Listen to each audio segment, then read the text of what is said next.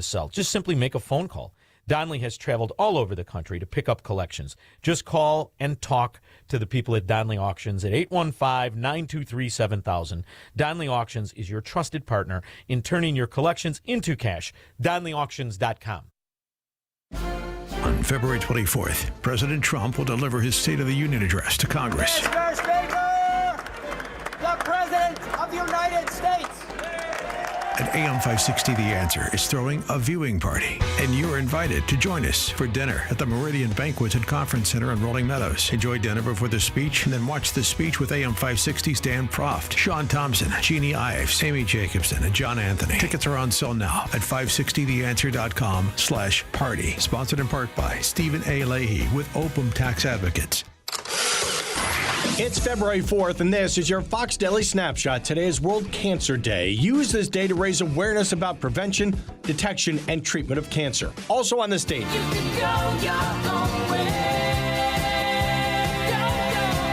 Fleetwood Mac releases their 11th studio album, Rumors, in 1977. It wins the Grammy for Album of the Year. In 1991, baseball's all-time hits leader Pete Rose was banned from baseball's Hall of Fame as the organization's board unanimously voted 12-0 to place Rose on the permanently ineligible list. The ban stemmed from Rose's playing days, where it was discovered he committed the cardinal sin of betting on baseball. Mark Zuckerberg launches Facebook from his Harvard dormitory in 2004.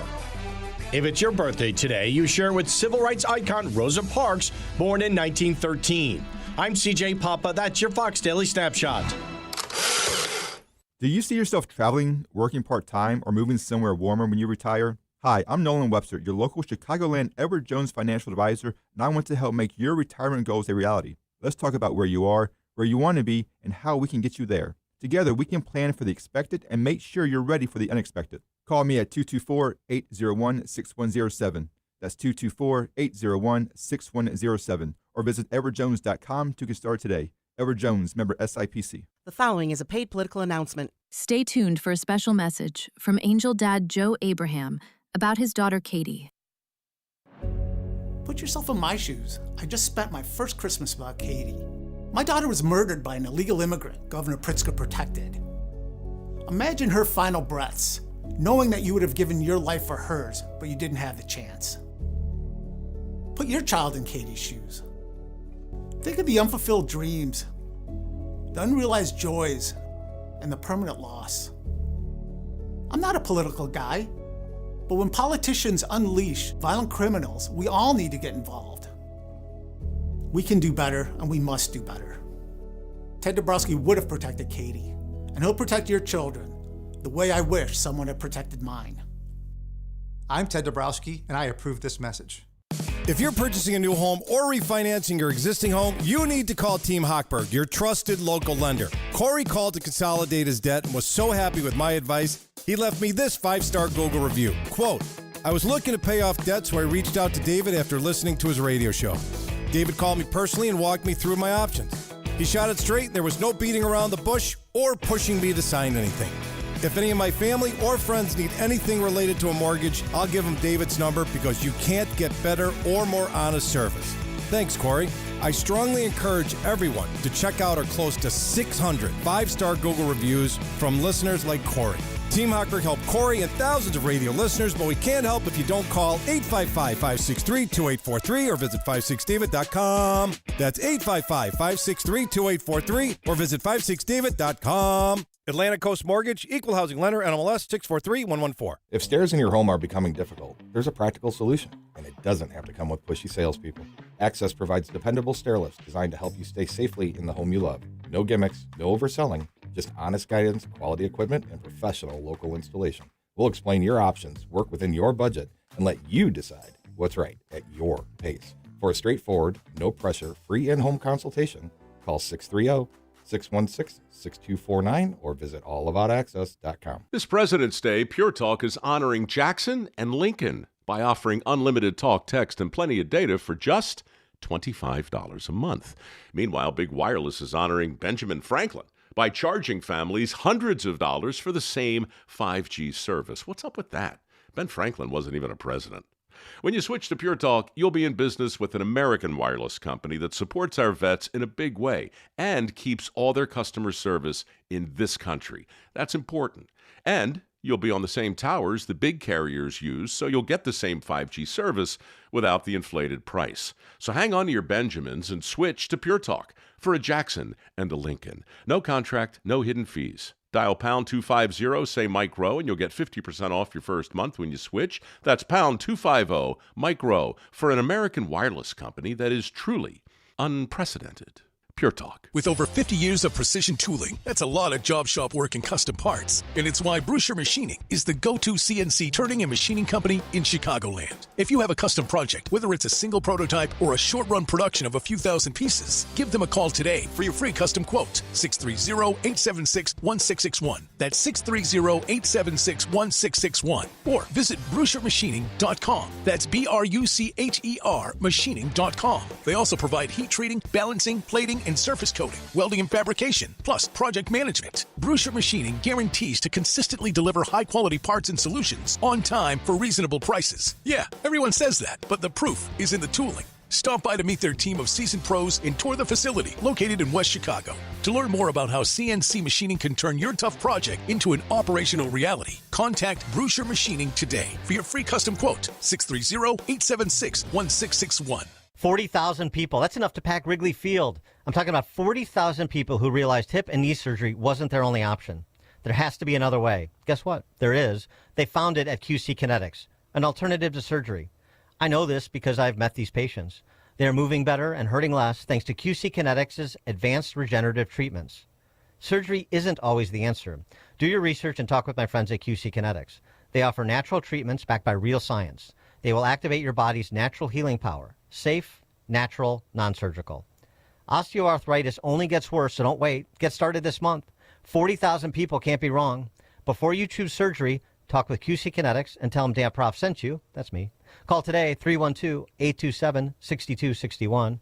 That's 312-827-6261. Once more, call QC Kinetics, 312-827-6261. Safety. It's so important at your industrial facility. You need to keep your personnel safe and meet OSHA requirements. One problem with your ladders, platforms, or safety guards, and you could be facing costly fines. Vans Industrial helps you meet OSHA standards to keep your employees safe. Hi, I'm Dave Van Camp, president of Vans Industrial. As a business owner, I realize the importance of keeping my employees safe, and I'm here to offer my expertise. Vans Industrial is a specialty contractor uniquely equipped to design, fabricate, and install safety equipment, including walkways, handrails, stairways, and machinery guards. Our Vans Industrial team can inspect existing systems, engineer solutions, fabricate quality goods, and install them with trained pros, all making a safer environment for your employees. Call 833-VANS-IND for a free inspection of your facility. Interested in what else they do? Visit vansindustrial.com. That's VANSindustrial.com.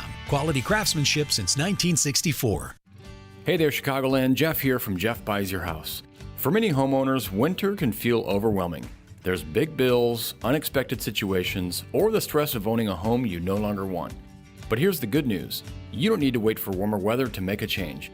At Jeff Buys Your House, we make selling simple. Even in the heart of winter, you don't need to fix anything, do any cleaning, and you certainly don't need to worry about unpredictable buyers. We buy houses as is, and you choose the closing date that works best for you. We've made the home selling process easy and stress-free for nearly 2 decades. That's why homeowners trust us, and why we've earned over 400 Google reviews and an A+ rating with the Better Business Bureau. As a veteran-owned business, we handle everything with integrity and care. So if winter is weighing on you, we are here to help lighten the load. Call us at 630-895-9530. That's 630-895-9530 or jeffbuysyourhouse.com and get your offer today. Hello, can I have your attention, please? My name is Hugh McKenzie, and I'm a devout listener of The Answer. They have partnered with Food for the Poor consistently for the last few years. In the past, I've always wanted to participate, but unfortunately never had the extra cash at the end of the year to do so. But last weekend, I received the mail, and there was a bonus check for $2,500 from Mack Truck for selling commercial vehicles. I decided that I was all in. As I mentioned, I sell commercial vehicles.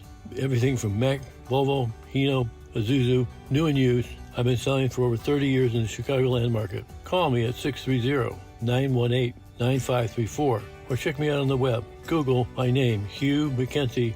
And Hugh is spelled H-U-G-H. McKenty is spelled M-C-K-E-N-T-Y. All right, thank you very much for your time. To contact Hugh McKenty, search Hugh McKenty on LinkedIn or call 630-918-9534. That's 630-918-9534.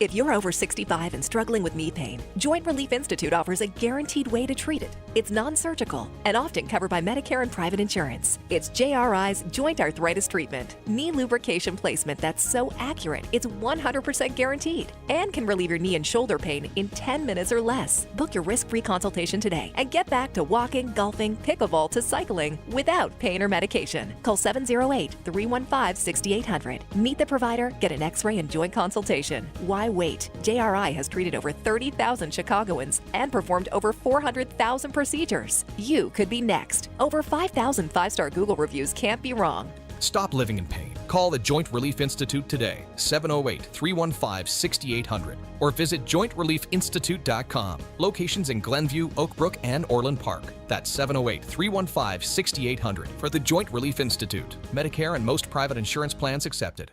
Now, your official weather forecast. Today, expect a few flurries in the morning with mostly cloudy skies for the rest of the day. The high will reach 28. Tonight will be cold and partly to mostly cloudy with a low of 16. Tomorrow, clouds will clear to reveal some sunshine with a chance of light snow early on, but little to no accumulation expected. The high will be 31. I'm meteorologist Jason Caterina on AM 560, The Answer. Get the latest weather, traffic, and news updates online at 560theanswer.com. Portions of the following show may be pre-recorded. Now, from the Signature Bank Studios, this is Chicago's Morning Answer with Dan Proft on AM 560. The Answer.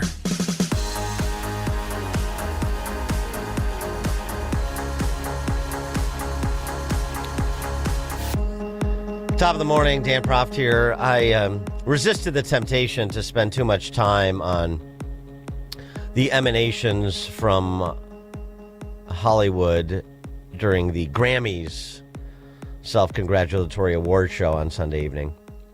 But now, since there's been a couple of responses to Billie Eilish, I feel more comfortable addressing the issue because it's fun. Billie Eilish at the Grammys had this to say upon winning Song of the Year or some such thing. No one is illegal on stolen land.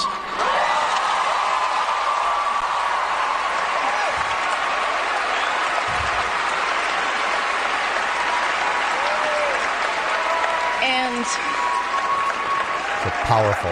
Yeah, it's just really hard to know what to say and what to do right now. And I feel really hopeful in this room, and I feel like we just need to keep fighting and speaking up and protesting, and our voices really do matter, and the people matter. And yeah, well, I'll say sorry. Oh yeah, sorry. Yeah, had to get the profanity in there. Yeah, F-ice and all that. So the stolen land people, the ancestral land. It turns out, she's got a $15 million compound on similarly stolen land. The Tongva tribe has responded to Billie Eilish's powerful statement. As the first people of the greater Los Angeles basin, we do understand that her home is situated on our ancestral land. Eilish has not contacted our tribe directly regarding her property. Well, it's not really her property. So we're hopeful that Billie Eilish will, of course, live her values, which we always expect the left to not do. But perhaps she could break the mold here and turn over her ill-gotten property to the Tongva tribe. They are waiting. I also note this. There's a GoFundMe that's been launched by a dude from Australia who plans to move into Billie Eilish's home. Now, he's going to have to settle this with the Tongva tribe, but I tell you, once there's no such thing as private property, and all land is ill-gotten if you trace it back far enough, things get complicated. Drew Pavlou, I was inspired by Billie Eilish's recent statement at the Grammys that, quote, no human being is illegal, unquote, and now intend to fly to America to move into her beachside house in Malibu. again, the opportunity to live her values, just as we've actually had offerings here when it came to people being shipped up from the border to our sanctuary state of Illinois. And you remember our friend Josh McBroom, Naperville City Councilman, who circulated a sign-up list for Napervillians to open their doors to people in this country illegally who want to stay, because no person is illegal. There's no difference between the citizen and the non-citizen. So again, he offered a wonderful opportunity in Naperville for people to live their values. And I'm sure you'll be shocked to learn that no one took him up on that in Naperville, just like no one will take this Aussie or the Tongva tribe up in Hollywood. But it does give me the opportunity to now open the floodgates from some of your for some of your favorite artists past their prime, some still in their prime, like a Billie Eilish, and to hear from Frank Stallone, which is what this is really all about. But before we get to some other lowlights from the Grammys, it is interesting that Emily Austin, who I guess is some sort of sports journalist and influencer, who isn't an influencer except me, she had this to say. She was at the Grammys, and she had this to say about actually sort of the temperature of the room, the vociferous applause to the pat lines notwithstanding, was a little bit more complicated than you might think, even in Hollywood. The fake standing ovation, I want to tell the viewers one thing. It is all fake. If I tell you how many folks approached me at the Grammys, looked around, and then whispered in my ear, "You're so brave, we agree with you." If only they would speak up, and then we'd feel like we're less of a minority. But we're not a minority, because we had an election. Donald Trump won that election. He campaigned on shutting the border. He campaigned on deporting illegal immigrants, as did every prior president. So it's all performative and it's fake, and we can't take it seriously. Well, of course not. I mean, we're talking about musicians and actors, most of whom are very lightly educated. They have wonderful talent, but these are not Greek philosophers. Okay, these are not men and women of letters, except maybe a master's in fine arts. But that doesn't qualify you as a public policy expert or a deep thinker, now does it? Very creative in their space. Anyway, just a little bit of interesting perspective from somebody who was at the award ceremony, which can be easily contrasted from what you got from some of the usual suspects, and some we haven't heard from in a while. Mark Ruffalo. The guy is a convicted felon or convicted rapist. He's a pedophile. He's the worst human being in the world. If we're relying on this guy's morality for the most powerful country in the world, then we're all in a lot of trouble. Mm-hmm. Ethan Hawke. It's entirely possible that Trump is doing us a great favor by teaching America what oligarchy means. Sometimes you need to have your freedoms taken away to know what they mean and what's worth fighting for. I wish that were not true. John Leguizamo, if you consume John Leguizamo's content and you support Trump, then stop consuming his content. You're no longer allowed to watch Carlito's Way. I'm sorry. If you follow ICE, unfollow me. Don't come to my shows and don't watch my movies. All right. Threw down the gauntlet. And 16 Candles cost celeb herself. Molly Ringwald, sad. As Americans, as citizens of this democracy, we're in real danger of losing everything that we value. Mm-hmm. Yeah. Mm-hmm. Mm-hmm. Okay. Well, that was all the run-up to hearing from the other Stallone, Frank, who had heard enough and responded. Good afternoon, people. Well, they're at it again. Puke Springsteen, Jane Fonda, now Molly Ringwald, John Leguizamo, and who else? Oh, Lady Gaga. It's really nice. You're on stage in another country and you're putting your own country down on stuff you know nothing about. These officers are out there doing their job, rounding up bad people. But the problem is, bad hombres. Innocent, stupid people get involved and make it worse and get hurt. And unfortunately, some have been killed. Okay? If you weren't out there impeding these arrests, things wouldn't turn out like they have. And for Bruce Springsteen, this song, I heard it, it's horrific, it's horrible. I wish he would just retire. Puke Springsteen. And, and Molly Ringwald, really? You have a lot of input on the political scene. I'm not a political pundit at all. I'm just a regular citizen. I don't say I have all the answers, which I don't. And maybe things could be done better. I don't know. I'm not there. It's like fighting in a battle and being an armchair quarterback. Unless you're in the mix, you don't know. When I was boxing, people said, well, you should have done this and you should have done that. Well, if I could have, I would have. But when you're in the heat of battle in any sport, things can change within a microsecond. So please, people, don't listen. Don't listen to these people and these celebrities. Feel sorry for these guys that get up every morning freezing their gonads off out there trying to do a job, not knowing if they're going to come home because some idiot's going to shoot them or hit them with a frozen bottle or anything like that. Just use common sense. You know what? And that's what I'm going to do. Use common sense and weigh the circumstances. And let's see what happens. Hopefully, all of this can go away.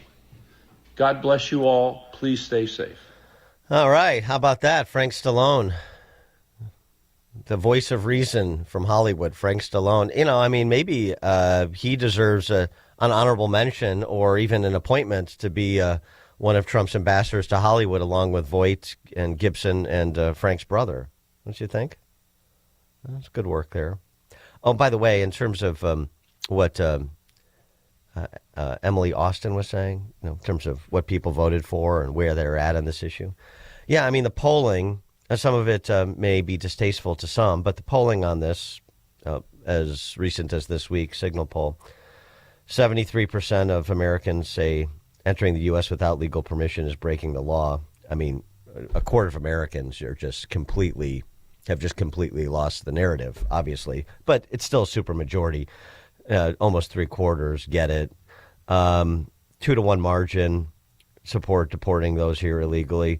More than half want ICE enforcing federal immigration laws and removing. 58% oppose defunding ICE, including majorities of independents and swing voters. So you have a lot of, unfortunately, a substantial element of sentimental barbarians in this country, and certainly they dominate in places like Hollywood and most other wealthy enclaves. But the great majority, proverbial silent majority of the country, still pretty much has its head on straight. That's the good news. Mike in Union, you're on Chicago's Morning Answer. Yeah, I find it funny how Hollywood and all these artists who have contributed to the downgrading of society are sitting there talking about morality. And it's just a total joke, Dan. It's crazy. And then they talk about oppression and yet they have a microphone to speak to the country openly. Hypocrisy. Thanks, brother. Thanks for the call, Mike. All right, coming up at 5:38. Well, there was another ICE protest. It's de rigueur for the left. They have nothing else to do. This one in D.C. with all of the luminaries, your Omars and your McIvers. We want to get to that, but maybe we talk about this police-involved shooting. Let's take it back to domestic law enforcement, local law enforcement. Police-involved shooting in New York City, and the newly minted mayor, Mamdani, visits the guy who charged the police officer with the knife and demands that that guy who charged the police officer with the knife and got shot not be prosecuted for doing so. Things are spiraling in New York very quickly. We know how that goes all too well. That's 5:38. Let's check the headlines. Good morning. It's 20 degrees here in Chicago on AM 560, The Answer. I'm Stace Keene in the QC Kinetics newsroom. Mostly cloudy skies today with highs topping out at 28 degrees. Adam Beckerink was back in court on Tuesday where he was officially indicted in the 2024 death of his wife, Caitlin Tracy. Beckerink has been accused of killing Tracy by throwing her over the railing of their 24th floor condo. Beckerink has yet to file a plea in his case. He has been ordered to remain in custody at this time. He's due back in court on February 19th. Police are asking for help following an armed robbery Tuesday morning. Police say 3 suspects in dark clothing entered the BMO Harris Bank on Maple Avenue in Lisle around 9:30 yesterday morning. The thieves made off with an undisclosed amount of cash. There were no injuries. Anyone with information is asked to contact the FBI at tips.fbi.gov. This news is sponsored by Audible. It's time to start taking care of you, and who better to help you than the top voices in well-being on Audible? Kickstart your well-being journey with your first audiobook free when you sign up for a 30-day trial at audible.com/wellbeing. Scott Jennings sees a simple solution. If you want federal forces reduced in Minnesota, reduced in Minneapolis, it's very simple. Cooperation in the city and county jails is all that's required. That's all that has ever been required. The federal government has been begging for months. The Scott Jennings Show. Weekdays at noon, right before Hugh Hewitt at 2 on AM 560. The Answer. You need a construction company, but who? Call Croscom. A construction company you can trust that shares your Christian and conservative values. For decades, Croscom has been doing work in Chicagoland, Northwest Indiana, and Wisconsin. Roofs, siding, windows, doors, gutters, basically everything for your home or business, even solar. Quality work and professional services that make you feel great about your decision to work with Croscom. Call Croscom. 630-871-5500. Give them a chance to earn your business. If your repairs are due to storm, fire, or flood damage, you need to call Croscom. They're licensed public adjusters. They work for you, not the insurance company. Croscom will work to get you the money you deserve, the maximum payout. They know the insurance companies and how to deal with them. They win for you. Call Croscom. Croscom Construction and Public Adjusters. This is Dan Lights with Croscom. You can trust us with your home or business for high-quality work and fair prices. It's the only way we do business. 630-871-5500. CroscomPublicAdjusters.com. You need to be tuning into the Retirement Success Blueprint with Michael Stewart, the radio companion to the Amazon best-selling book, Success Blueprint, How to Build the Retirement You Deserve. Each week, Michael shares strategies designed to help reduce market risk through income-generating investments that can provide steady returns. Because if you can avoid a big loss, you don't need to take big risks. Catch the Retirement Success Blueprint with Michael Stewart, Saturday mornings at 10, right here on AM 560, The Answer. If you're over 40 and plan to retire someday, the window to protect what you've built may be smaller than you realize. As retirement moves from someday to on the horizon, protecting what you've built becomes just as important as growing it. And that's where Noble Gold Investments comes in. They help investors reduce risk by adding gold and silver to their portfolios. Visit noblegoldinvestments.com, noblegoldinvestments.com. Past performance may not be indicative of future results. Investing in precious metals involves risk. Consult with your tax or financial professional before making investment decisions. File your taxes for free with TurboTax on Intuit Credit Karma. Just file on your own in the Credit Karma app by February 28th. Valid for those who didn't file with TurboTax last year. Now, your official weather forecast. Today, expect a few flurries in the morning with mostly cloudy skies for the rest of the day. The high will reach 28. Tonight will be cold and partly to mostly cloudy with a low of 16. Tomorrow, clouds will gradually clear, allowing some sunshine to break through. There may be a bit of snow, mainly in the morning, with minimal accumulation expected. The high will be around 31. I'm meteorologist Jason Caterina on AM 560, The Answer. Get the latest weather, traffic, and news updates online at 560theanswer.com. This hourly segment is sponsored by Protecting Your Assets with Steve Shyman. Listen Saturday mornings at 8. Learn more at willsave.com. Now, from the Signature Bank Studios. Only the biggest stories, only the biggest guests, and only the biggest opinions. This is AM 560, The Answer.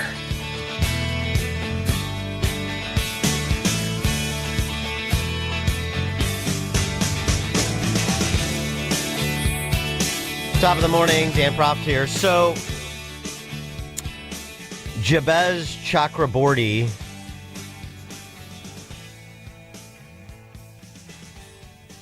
was holding a large kitchen knife when NYPD officers responded to an emergency call from the family. This about a week ago. The family called police, called 911. This is an emergency. A member of our family is breaking glasses and acting violently, and we can't stop him, and we're afraid for our safety. So they called the police, as one does, and the police responded.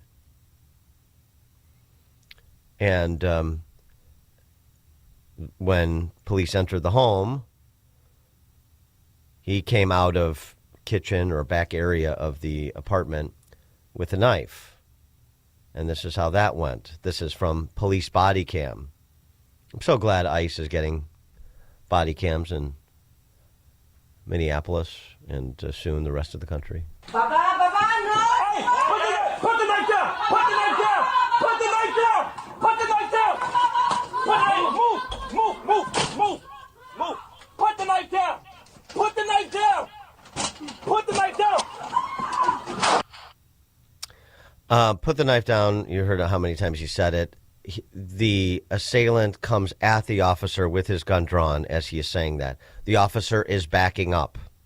The officer then closes a door like a glass and wooden door that's, I guess, an entrance area to the living room.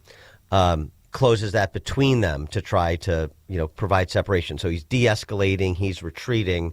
The guy with the knife continues to come forward, opens the door. Now you're seemingly, from the body cam video, in a more enclosed space, and he still has the knife. He still won't respond to a lawful command, and so the officer shoots him.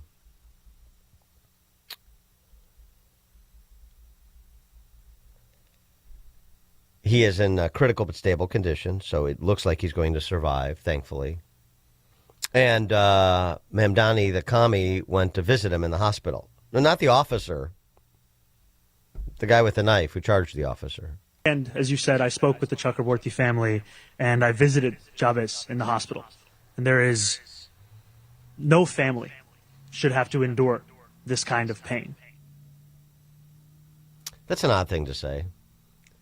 I'm sorry the guy got shot. And the family called police because he was throwing glass at his home. The police came.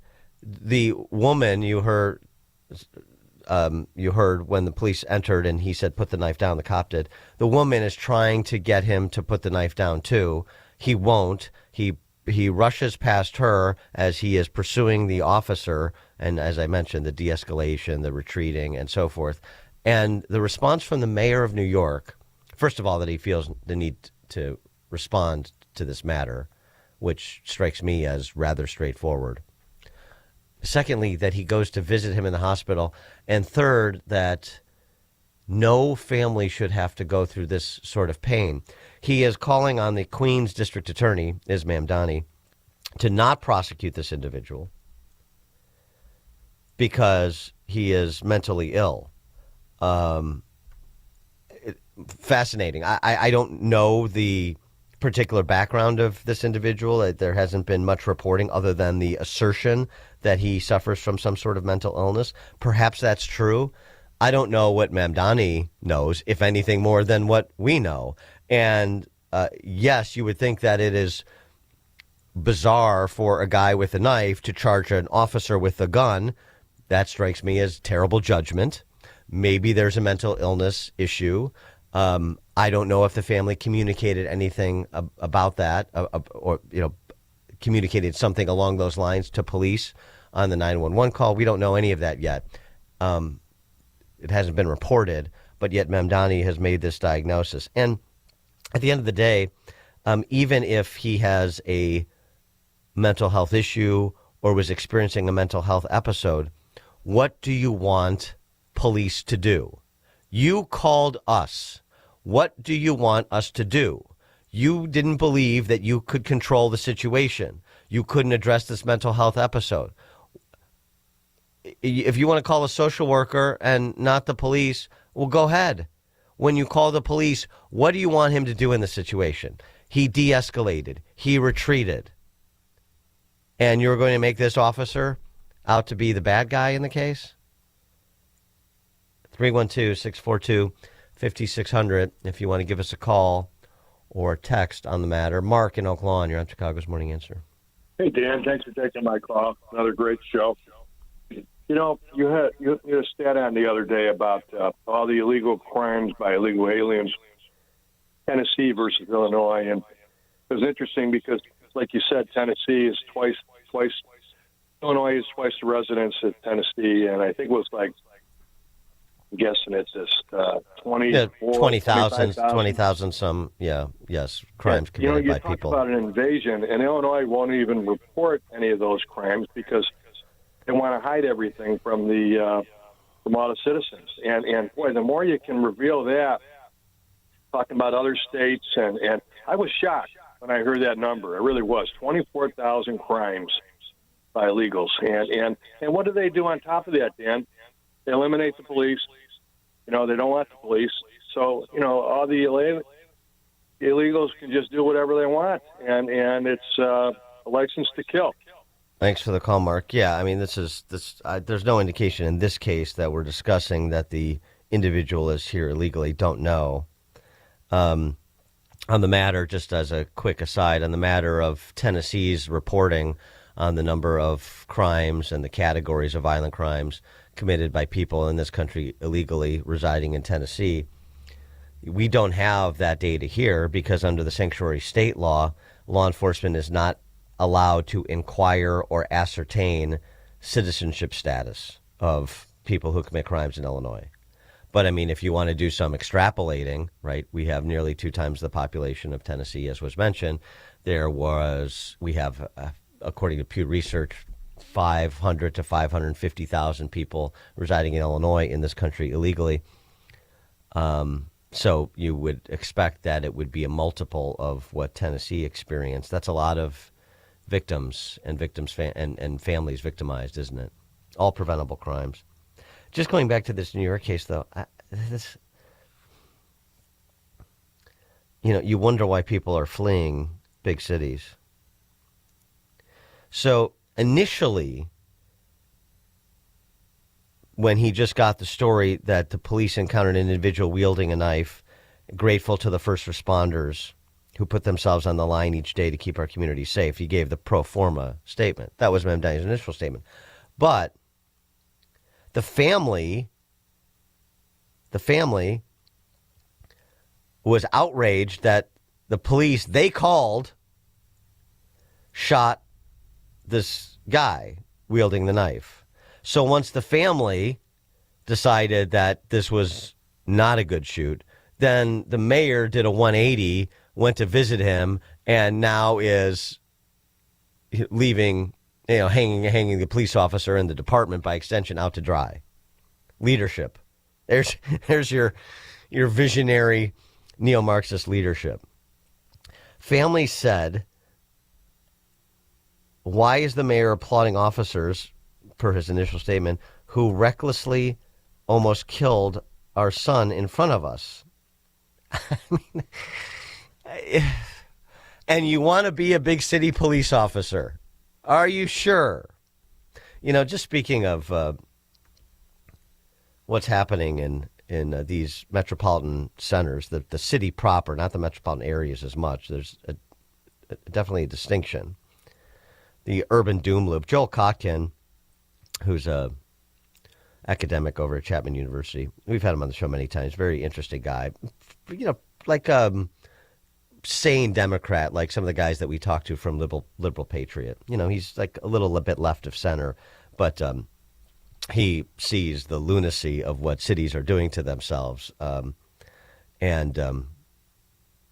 electing to do to themselves, literally. He writes how do cities, he talks about all the things that we know, the significant vacancy rates and the flight and so forth. They're shrinking, and they've been shrinking for the last 50 years in terms of actual population. That has just increased in pace over the last 10 to 15. He has an idea. How do city centers, he writes, including L.A., avoid what the New York Times bleakly called the urban doom loop? The key lies in reinventing themselves as what H.G. Wells predicted 120 years ago as essentially a bazaar, a great gallery of shops and places of concourse and rendezvous. This new amenity city would appeal mostly to younger, often single and childless households attracted to proximity to culture and live entertainment. There's clearly a market. Downtown Chicago and its surrounding neighborhoods, for example, continue to grow to record levels, though the core economy lags. In New York, even in the wake of Mamdani's election, Manhattan prices continue to climb. Rent control has something to do with that, too. And retail in the elite areas like Madison Avenue and Soho still thrives. In fact, even as the overall population in Gotham has declined, the number of super rich is growing. So what he's essentially saying is that cities are going to be luxury brands for the uber wealthy and the uber upwardly mobile. Well, perhaps that's a path, but it's really difficult to offer that sort of appeal, to be the luxury brand, as I talk about all the time, people that are insulated from terrible public policy. The uber rich or the uber upwardly mobile, on their path to being insulated from terrible public policy. And this is why, the greatest income disparity in any city, income inequality, since they like to talk about that so much in any metropolitan area, or actually major city in the country, is San Francisco. All the big cities, huge, hollowing out. So that's an interesting idea, to make them luxury brands. And the hoi polloi can visit but not reside there. But the problem is, people aren't going to buy luxury brands if they're not safe. That's the fundamental problem. And Kotkin understands this perfectly, so it's not like this is going unbeknownst to him. But just in terms of where you think the renaissance for the city of Chicago and other major cities is coming, well, none of that is possible. It's not even worth the conversation if you can't abide the first order responsibility, which is to provide for the public safety.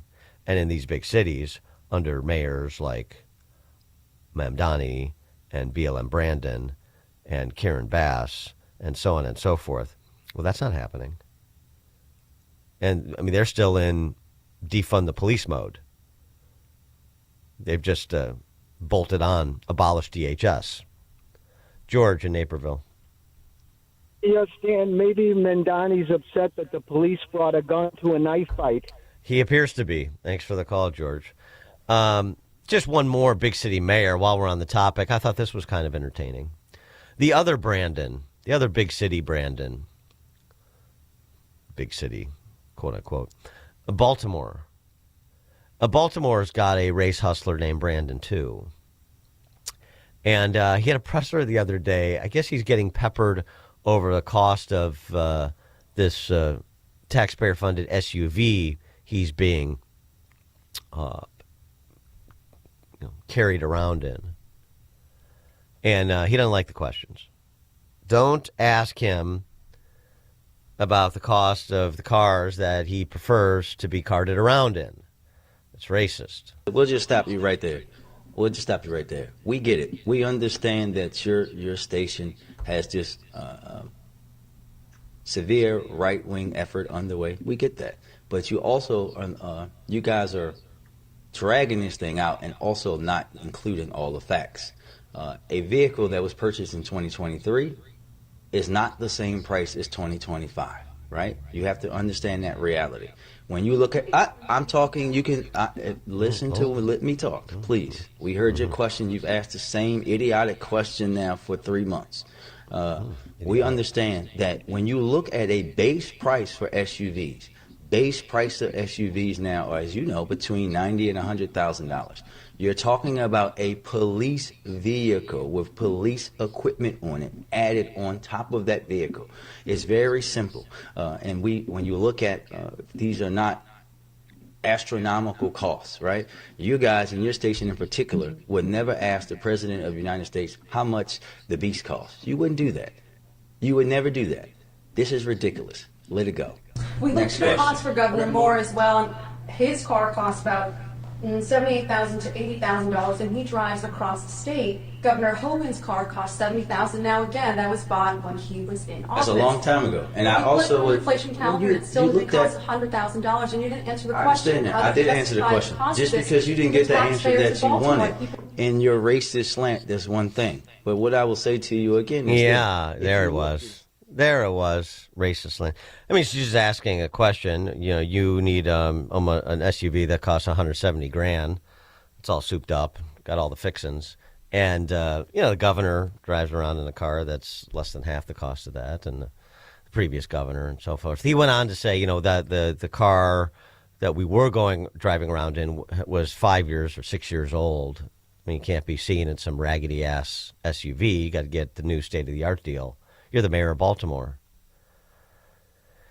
The attitude. But I just go back again to sort of the cock-and idea about cities being luxury brands. You live in Baltimore, you live in Chicago, even in one of the enclaves. You feel like it's a luxury brand? You feel like you're in some place that is particularly exclusive? You feel like you can't be touched by what's going on in the outside world? Dan Proft, Chicago's Morning Answer. Hear about the big stories of the day, then talk about them right here on Chicago's Morning Answer on AM 560.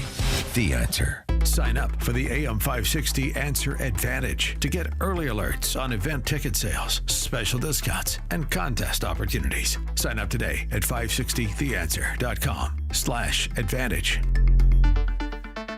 Mike Lindell has a passion to help people get the best sleep of their life. He started by creating the best pillow ever, and right now he is passing the best prices to you when you use promo code LIBERTY. They want to thank you for your continued support by passing on some Christmas specials to our listeners. Get wholesale pricing on the classic My Pillows for $17.98. Transform any mattress with a My Mattress topper and save up to $100. Get a set of Giza sheets for as low as $29.98 or the 6-pack towel set for only $39.98. To get the best specials ever, go to MyPillow.com and use promo code LIBERTY or call 800-489-0201 and use promo code LIBERTY.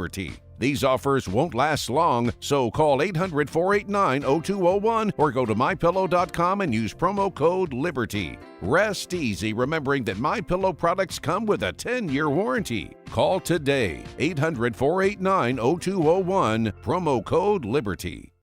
Hey, I'm Steve Wyatt, and I want to invite you to the Wyatt Matters Show, which airs every Sunday on this station. You can expect lively discussion and heartfelt reflection that will both entertain and inspire you. And if we do it right, maybe deliver some genuine laughter as well. We talk about not only what matters, but also why it matters.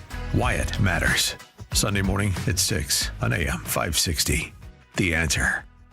John was an active man. He'd go for runs, walk the golf course, and always take the stairs instead of the elevator. But then bone-on-bone knee pain got in the way and affected his mobility. It became too painful to even go for walks. And when it seemed like John's only option was knee replacement surgery, a friend told him about the Joint Relief Institute and their affordable, non-surgical knee pain relief. John met with the Joint Relief Institute and discovered their lubricating gel treatment could rejuvenate his lost cartilage. Safe, effective, no surgery. Long story short, John is now back to being active without pain or medication. There is an alternative to knee replacement surgery. Stop living in pain. Call the Joint Relief Institute today, 708-315-6800, or visit jointreliefinstitute.com. Locations in Glenview, Oak Brook, and Orland Park. That's 708-315-6800. Medicare and most private insurance plans accepted. Reclaim your mobility with the Joint Relief Institute. At AlmostFreeTeeth.com, they're dedicated to making smiles great again. If you have medical PPO insurance, find out how you could save 90% off on average to get a beautiful dental implant-supported smile. Check if you qualify right now at AlmostFreeTeeth.com. Your home or business has storm damage and you have an insurance claim. Call Crosscom. Crosscom Construction and Public Adjusters. Today, insurance companies are notorious for offering way too little money to repair damage to your home or commercial building due to wind, hail, tornado, floods, or fire. Crosscom works for you, not the insurance company. As licensed adjusters, Crosscom will work to get you the money you deserve, the maximum payout. Call Crosscom. 630-871-5500. After they get you the fair insurance company result, Crosscom can start doing your repairs. Crosscom is a full construction and restoration company that will get your property back to its pre-loss condition, getting your life back to normal. Roof, siding, windows, doors, fire restoration, Crosscom does it all. Call Crosscom. Licensed in Chicagoland, Northwest Indiana, and Wisconsin. This is Dan Lights with Crosscom. We share your conservative and Christian values. Let us handle everything. It all starts with a call. 630-871-5500. CrosscomPublicAdjusters.com. AM 560, The Answer. One more clip from the Grammys that was kind of fun. This rapper named Kevin Gates was asked about all the people carrying on about ICE on stage. He said this. Black boys should be utilized. You want me to be honest? Be real. That's all you can be. This is what I do. What you do? The best advice. What's the best advice? I mind the business that pays me. I get up in the morning, I pray, and I work out. I get up in the morning, I pray, I work out, and then I mind the business that pays me. That's my answer about ICE. Not bad. Not bad. Coming up at 6:06, a judge, of course, a politician in a robe, intervenes to maintain TPS for Haitians. It's now 6 o'clock on AM 560. Is Nancy Guthrie being held for ransom? I'm Dave Anthony, Fox News. That is now a big part of the investigation, searching for the mother of the Today Show host, Savannah Guthrie, missing since Saturday night. We do believe that Nancy was taken from her home against her will, and that's where we're at. Pima County, Arizona Sheriff Chris Nano says evidence suggests the 84-year-old may have been harmed. TMZ and a handful of local news stations say that they have received what they are calling ransom notes, and they received those via email. The note, they say, demanded millions in cryptocurrency for the safe return of Nancy Guthrie by a stated deadline. They report the note contained specific information about the crime scene and Nancy that is not known to the public. Fox's Alicia Cunha outside the home in Tucson. It's sentencing day for the man convicted in the second Trump assassination attempt. Ryan Ruth was convicted in September of planning to kill Donald Trump at his golf club in West Palm Beach, Florida on September 15th, 2024. He represented himself at trial and tried to stab himself in the neck with a pen in court when he was found guilty. Prosecutors say Ruth spent weeks planning the assassination attempt, aiming a rifle through shrubbery. A Secret Service agent spotted Ruth before Trump came into view. The agent fired shots. Ruth ran and was caught. Fox's Chris Foster. Ruth could get life in prison. President Trump says the talks are still on with Iran Friday with his special envoy Steve Witkoff trying to rein in Iran's nuclear program, despite the added tension of the U.S. shooting down an Iranian drone near an American Navy ship. They are negotiating. They'd like to do something, and we'll see if something is going to be done. He has threatened to take action like last year when the U.S. joined Israel attacking Iran's nuclear facilities. The partial government shutdown's over after the president signed the funding bill Congress approved that only gives Homeland Security 2 weeks' worth as Democrats demand immigration enforcement reform. Here's Senate Minority Leader Chuck Schumer. We expect to present to the Republicans a very serious, detailed proposal very shortly. This follows the angry anti-ICE protests in Minneapolis following recent deadly shootings. America's listening to Fox News. WIND, Chicago. Good morning. It is 20 degrees here in Chicago on AM 560 The Answer. I'm Stace Keene in the QC Kinetics newsroom. We'll see mostly cloudy skies early this morning, then becoming partly cloudy by the afternoon, highs reaching 27 degrees. The Illinois Coalition Against Domestic Violence nonprofit group is collaborating with the Amazon company Ring to distribute Ring X line devices and subscriptions to domestic violence survivors. During fiscal year 2026, the Illinois Attorney General's office has approved over $5.5 million in grant funds for 78 agencies across the state that provide services to domestic violence survivors. Those needing assistance can contact the Attorney General's Violence Prevention and Crime Victim Services Division. You can do that by calling 1-800-228-3368. Police are asking for your help following an armed bank robbery that happened on Tuesday morning. Police say 3 suspects in dark clothing entered the BMO Harris Bank on Maple Avenue in Lisle around 9:30 yesterday morning. The thieves made off with an undisclosed amount of cash. There were no injuries. Anyone with information is asked to contact the FBI at tips.fbi.gov. And Adam Beckerink was in court yesterday where he was officially indicted in the 2024 death of his wife, Caitlin Tracy. Beckerink has been accused of killing Tracy by throwing her over the railing of their 24th floor condo. Beckerink has yet to file a plea in his case. He's been ordered to remain in custody at this time. Beckerink is due back in court on February 19th. This report is a service of AlmostFreeTeeth.com. Think full mouth dental implants are too expensive? Think again. Not at AlmostFreeTeeth.com. With medical insurance, you could save thousands and receive your finally affordable dream smile. Check if you qualify today at AlmostFreeTeeth.com. A check of the roads is coming up in 2 minutes on AM 560 The Answer. Alex Marlow wants the country to stay productive. The algorithm is what we need to fear because it is what controls our minds, what controls our brains, and it controls our time. How much time do I have left? I don't know how much it is, but I'll tell you one thing, I don't want to spend it on TikTok. So I hope President Trump comes up with some way to make the algorithm a little bit more productive. Got to keep an eye on this. We need to do better as a country and as a civilization. The Alex Marlow Show, weekdays at 11, right before Scott Jennings at noon on AM 560, The Answer. Are you living with dry AMD? If so, you could be on the road to geographic atrophy, or GA, a condition that leads to retinal cell death and permanent vision loss. But with Izervay, you can slow it down and get it going slower. Izervay slows GA progression by targeting a key source of retinal cell death, which may help preserve your vision longer. Izervay, or Avastin Captid Pagel, is a prescription eye injection used to treat GA. Don't take it if you have an infection or active swelling in or around your eye. Izervay can cause eye infection, retinal detachment, or increased risk of wet AMD. Izervay may temporarily increase eye pressure. Your vision may be impaired after an eye injection or exam. Don't delay. Ask your doctor about Izervay today. Izervay gets GA going slower. Visit Izervay.com. That's IZERVAY.com. Paid for by Astellas Pharma. Think your IT systems couldn't get any better? Prove it.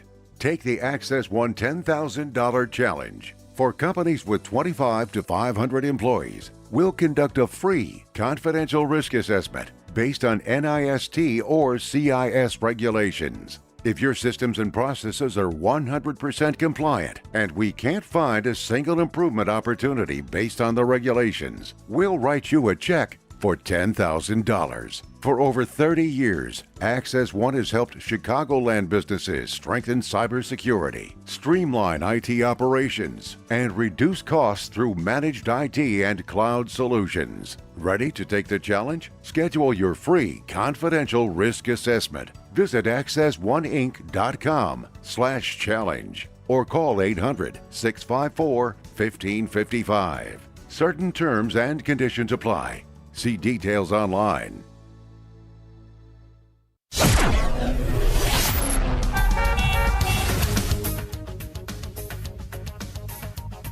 Taking a look at the roads from the Team Hochberg Traffic Center, I'm Sue Aller. We are jammed on the northbound side of Lakeshore Drive at Science Drive, all because of a collision. And then on the southbound side, there's another crash at North Avenue. This one takes down 2 right lanes. Now, no delays to tell you about on the Edens, 14 minutes both ways from Lake Cook to Montrose. The Kennedy is light, just 8 minutes in both directions. From Montrose to the Byrne Interchange, you've got about 15 minutes both ways on the Eisenhower from Wolf to the Old Post Office, 26 minutes inbound on the Stevenson from Veterans Memorial to Lakeshore, outbound is 22, 15 inbound on the Dan Ryan from 95th to the Burn Interchange, outbound is 11, a little bit sluggish on the express lanes inbound from 33rd Street to the Stevenson, and a crash in Burbank slows you down on Cicero Avenue at State Road. This report is the service of the daily podcast of Chicago's Morning Answer and the Sean Thompson Show. Hear both shows with limited commercials when you subscribe for free to the daily podcast at 560theanswer.com/podcast. Chicago's Morning Answer continues next. Now the latest forecast from the Air Right Heating and Cooling Weather Center.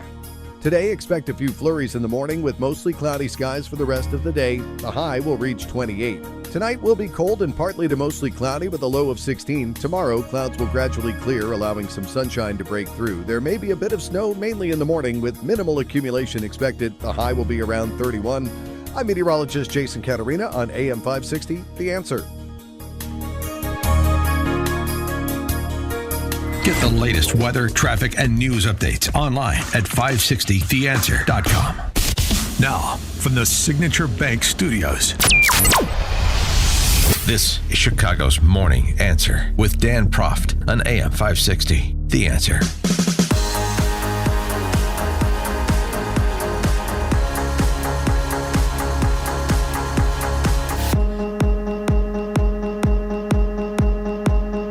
Top of the morning, Dan Proft here.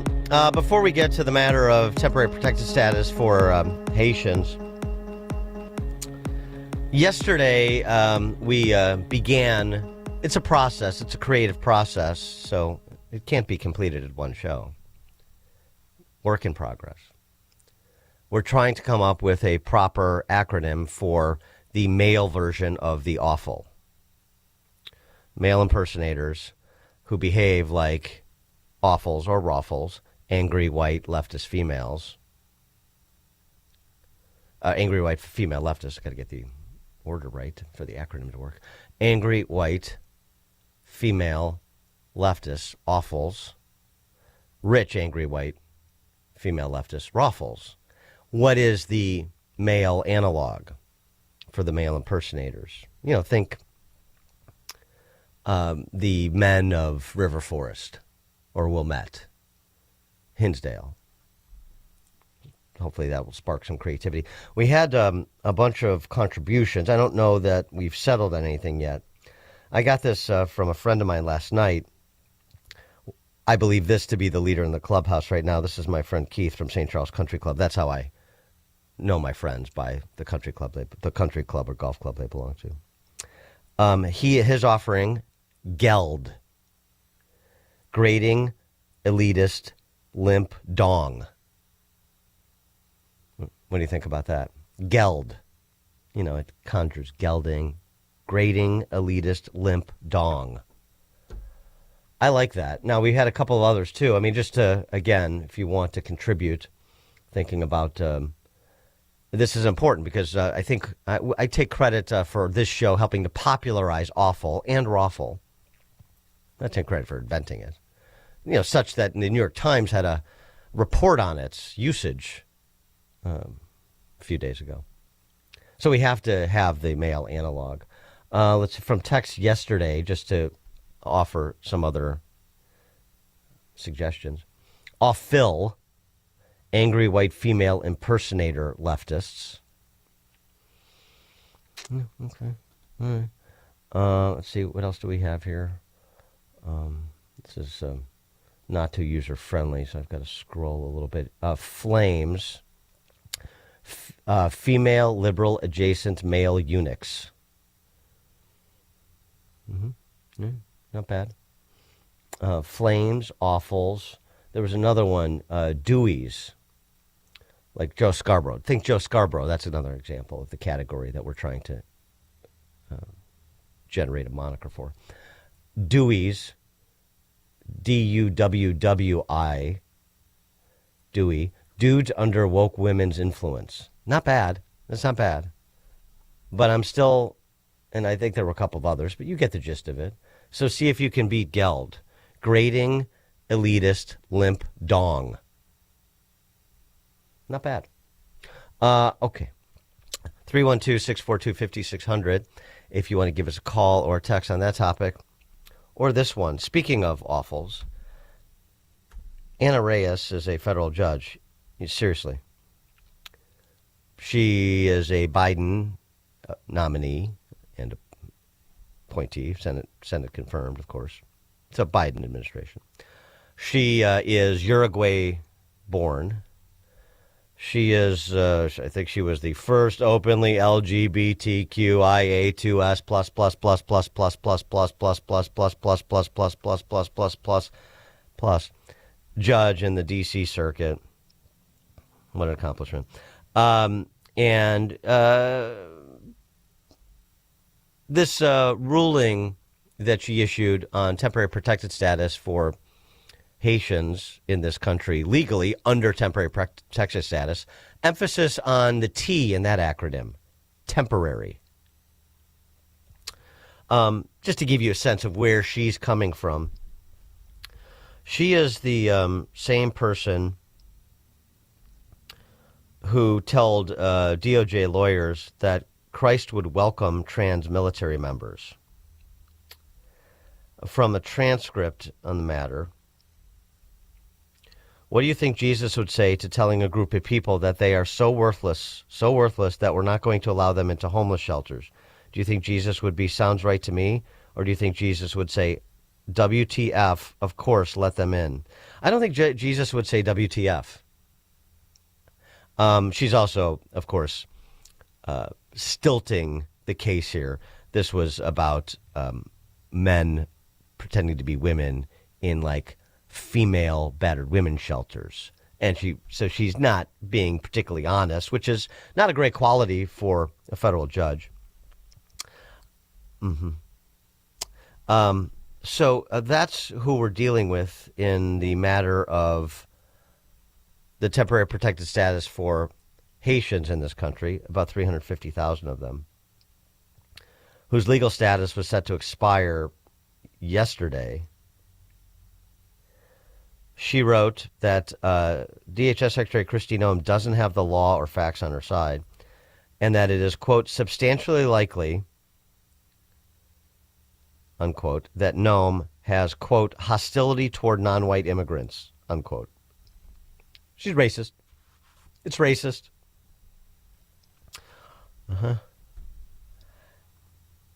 DHS responding, this is naked, lawless activism that we will take to a higher court and be vindicated on.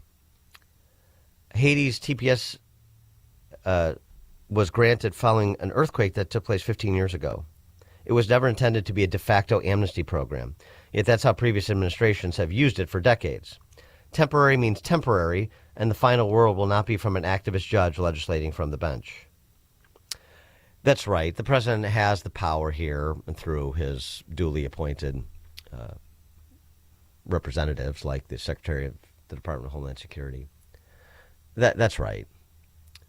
And, you know, the thing that's unfortunate about this is because these awfuls use other people, like in this case, Haitian migrants, as mascots, because they have no respect for the law, even somebody whose job is to interpret it, you know, fairly, black letter here in terms of presidential power.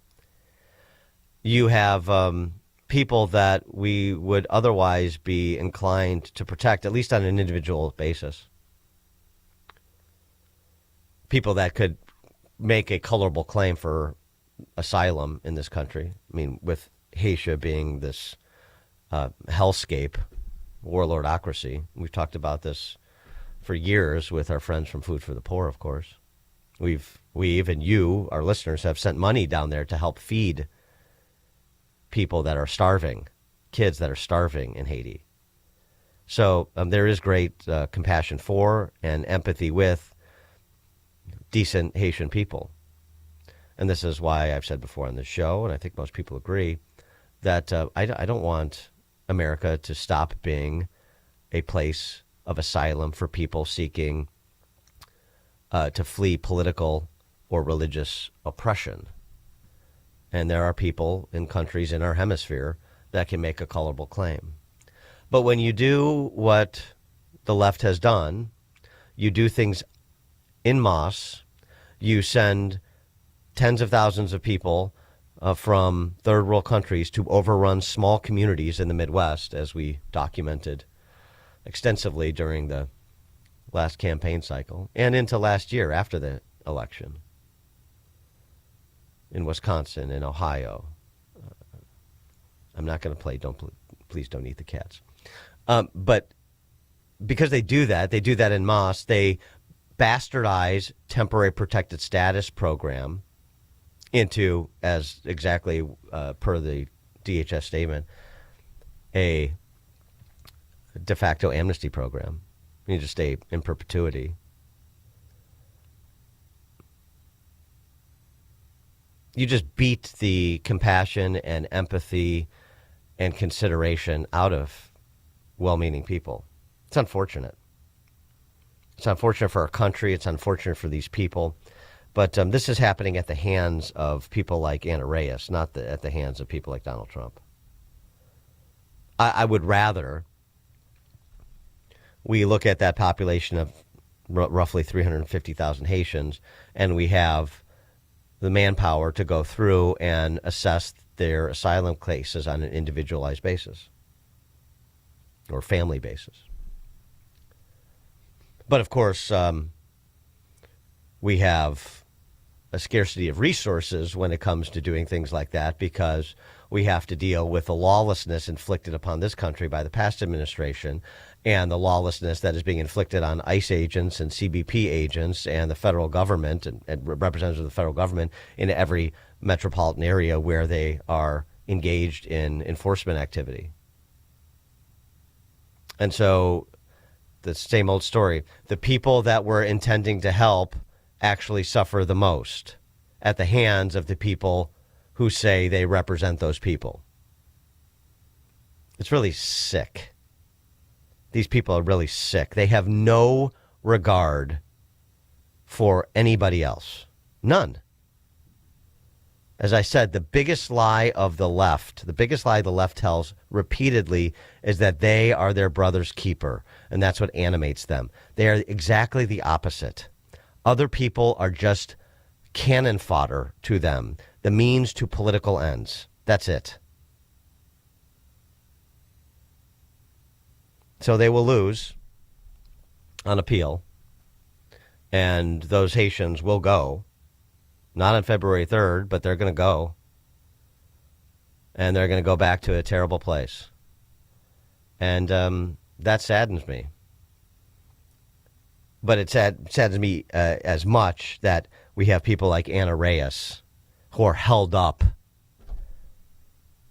just for knee-jerk repudiation of whatever this administration does, regardless of the black letter constitutional authority the president and the federal government has here. 312-642-5600. You can call or text us at that number. Okay, we got some more. Labads, leave your balls at the door. Okay, Labads. Yes, ma'am. Are you ripping this off from Married with Children, Al Bundy? Wasn't that, ma'am? Wasn't that the name of that group that Al started? Yes, ma'am.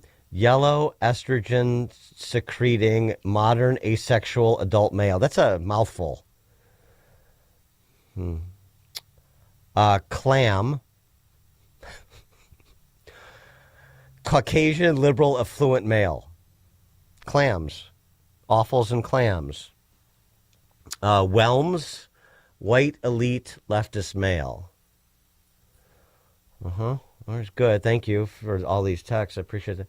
ACEs, angry Caucasian eunuch. I am partial to any acronym that for this purpose that includes the term eunuch. I do like that. A wimp, wussy, ignorant male poltroon. The Amish texter showing off his vocabulary. Poltroon. Nicely done. Coward is what a poltroon is.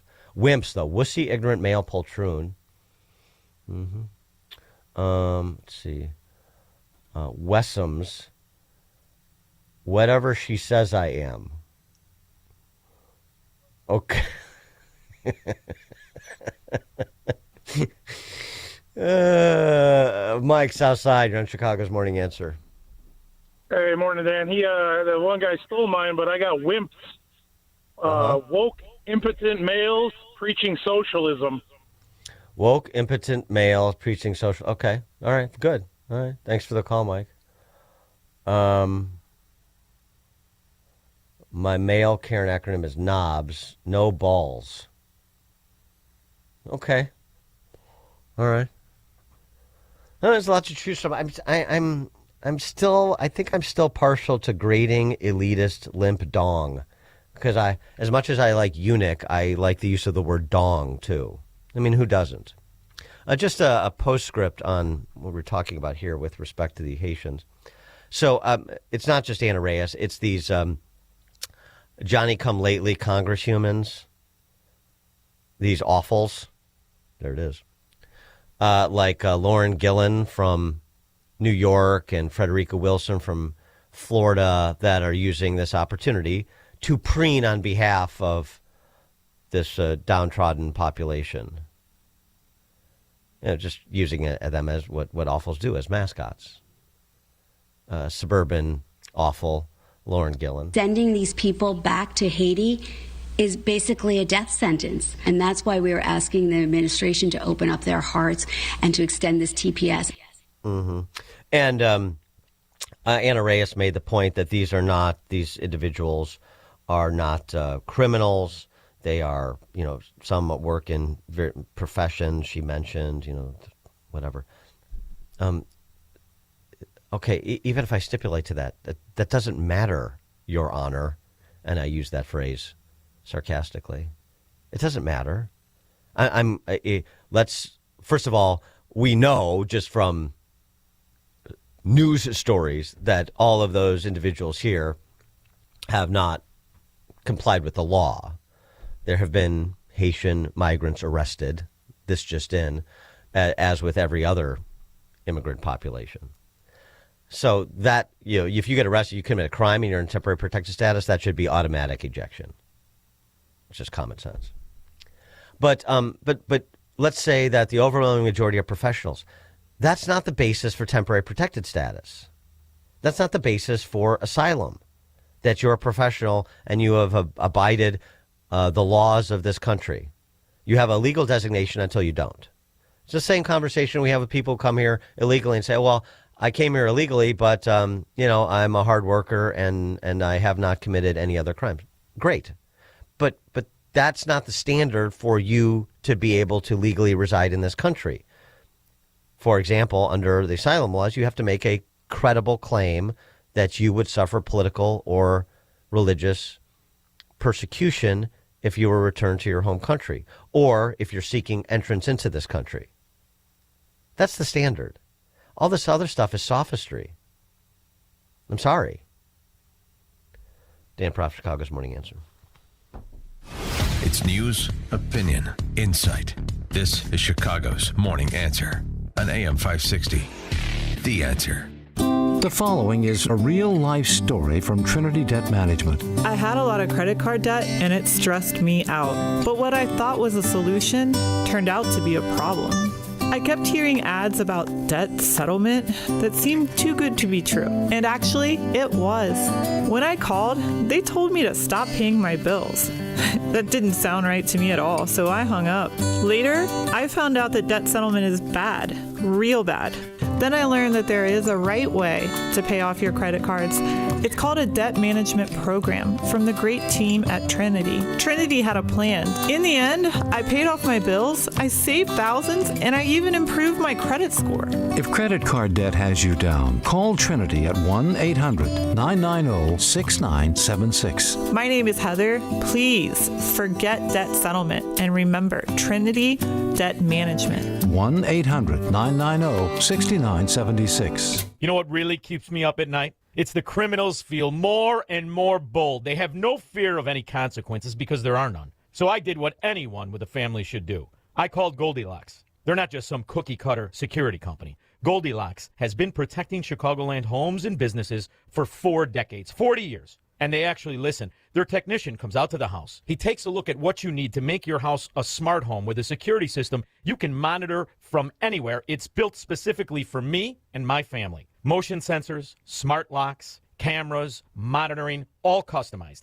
I don't trust anybody in Illinois to protect my family. I do it, and I did it by calling Goldilocks. I trust Goldilocks to keep my house, my property, and my family safe. Tell them Sean Thompson sent you, and Goldilocks will include 3 months free monitoring with any new installation. Call Goldilocks at 708-899-5600. That's 708-899-5600. Or visit them online at GoldilocksInc.com. 40,000 people. That's enough to pack Wrigley Field. I'm talking about 40,000 people who realized hip and knee surgery wasn't their only option. There has to be another way. Guess what? There is. They found it at QC Kinetics, an alternative to surgery. I know this because I've met these patients. They are moving better and hurting less thanks to QC Kinetics' advanced regenerative treatments. Surgery isn't always the answer. Do your research and talk with my friends at QC Kinetics. They offer natural treatments backed by real science. They will activate your body's natural healing power. Safe, natural, non-surgical. Osteoarthritis only gets worse, so don't wait. Get started this month. 40,000 people can't be wrong. Before you choose surgery, talk with QC Kinetics and tell them Dan Prof sent you. That's me. Call today, 312-827-6261. That's 312-827-6261. Once more, call QC Kinetics, 312-827-6261. Safety. It's so important at your industrial facility. You need to keep your personnel safe and meet OSHA requirements. One problem with your ladders, platforms, or safety guards, and you could be facing costly fines. Vans Industrial helps you meet OSHA standards to keep your employees safe. Hi, I'm Dave Van Camp, president of Vans Industrial. As a business owner, I realize the importance of keeping my employees safe, and I'm here to offer my expertise. Vans Industrial is a specialty contractor uniquely equipped to design, fabricate, and install safety equipment, including walkways, handrails, stairways, and machinery guards. Our Vans Industrial team can inspect existing systems, engineer solutions, fabricate quality goods, and install them with trained pros, all making a safer environment for your employees. Call 833-VANS-IND for a free inspection of your facility. Interested in what else they do? Visit vansindustrial.com. That's VANS Industrial.com. Quality craftsmanship since 1964. AM 560. The Answer. Boy, this workshopping for the mail analog to awful is really taking off. Text from 847, limp. Liberal, ignorant male pansy. I do like pansy. Another version of limp. Liberal, impotent male pimp. Puss. Pious. Pious. What does it say? Pious. Unique. They spelled, no, you spelled eunuch wrong. No, I got it. Yeah. I mean, it begins with an E, not a U. But a pious eunuch, socialist simp, Pess, I guess we could potentially go with. I'm enjoying this. Flab, flaccid, angry leftist boy. That's pretty good. And then the plural, of course, would be flabbies. I like that. I like the use of the word flaccid. Not as much as dong, but I do like it. Wiffles. Woke, impotent, feminine, fanboy leftists. It's just a lot to remember. It's not pretty good. It's just a lot to remember. I was wondering if somebody would come up with a use for cuck, because that's like geld. That really, the acronym works, as a standalone. Cuck, compliant, useless, cuckolded commie. Yeah, but commie.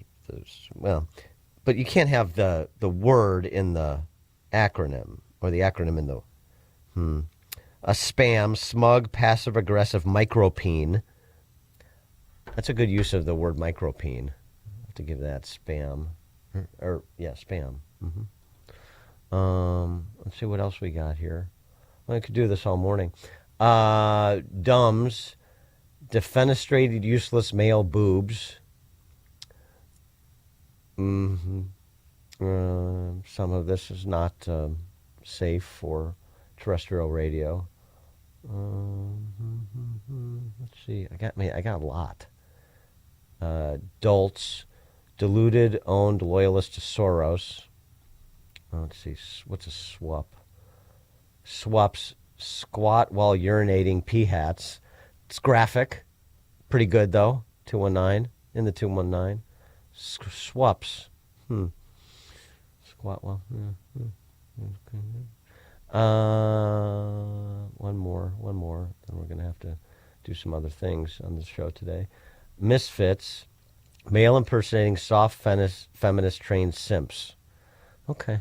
All right, good stuff. I'm going to compile these. We'll focus group it, and we'll come down to, maybe a list of 3 choices, and then we'll have to collectively make a decision so we can get to the business of popularizing this and making sure that we're evenly treating the men and women of the left. Coming up at 6:36. Speaking of awfuls, Helen Andrews, who wrote that great piece, Compact, last year, Overcoming Feminization, that we discussed in some detail, has a erudite distillation of the awful that I think you'll enjoy. We'll get to that, as well as the SAFE Act, requiring voter ID to vote in this election year. Amy Horowitz, his man on the street, gets dusted off and repurposed for this purpose of moving that legislation, and we'll discuss whether or not Republicans should, blow the filibuster in order to get that through the Senate. That's 6:36. Now we check the headlines. Good morning. It is 22 degrees here in Chicago on AM 560 The Answer. I'm Stace Keene in the QC Kinetics newsroom. Mostly cloudy skies early on, then partly cloudy this afternoon, topping out at 26 degrees.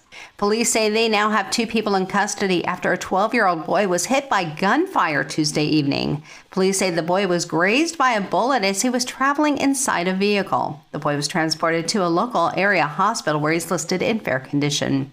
The Chicago Teachers Union is calling on Governor J.B. Pritzker to tax the rich in order to expand the state budget and pay for pensions.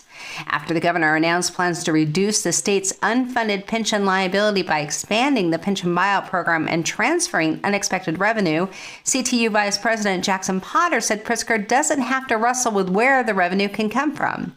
Potter says states like Massachusetts have raised multiple billions of dollars for schools, college, and transit just by taxing millionaires. This report is a service of AlmostFreeTeeth.com. With medical insurance, you could save thousands and receive your finally affordable dream smile. Check if you qualify today at AlmostFreeTeeth.com.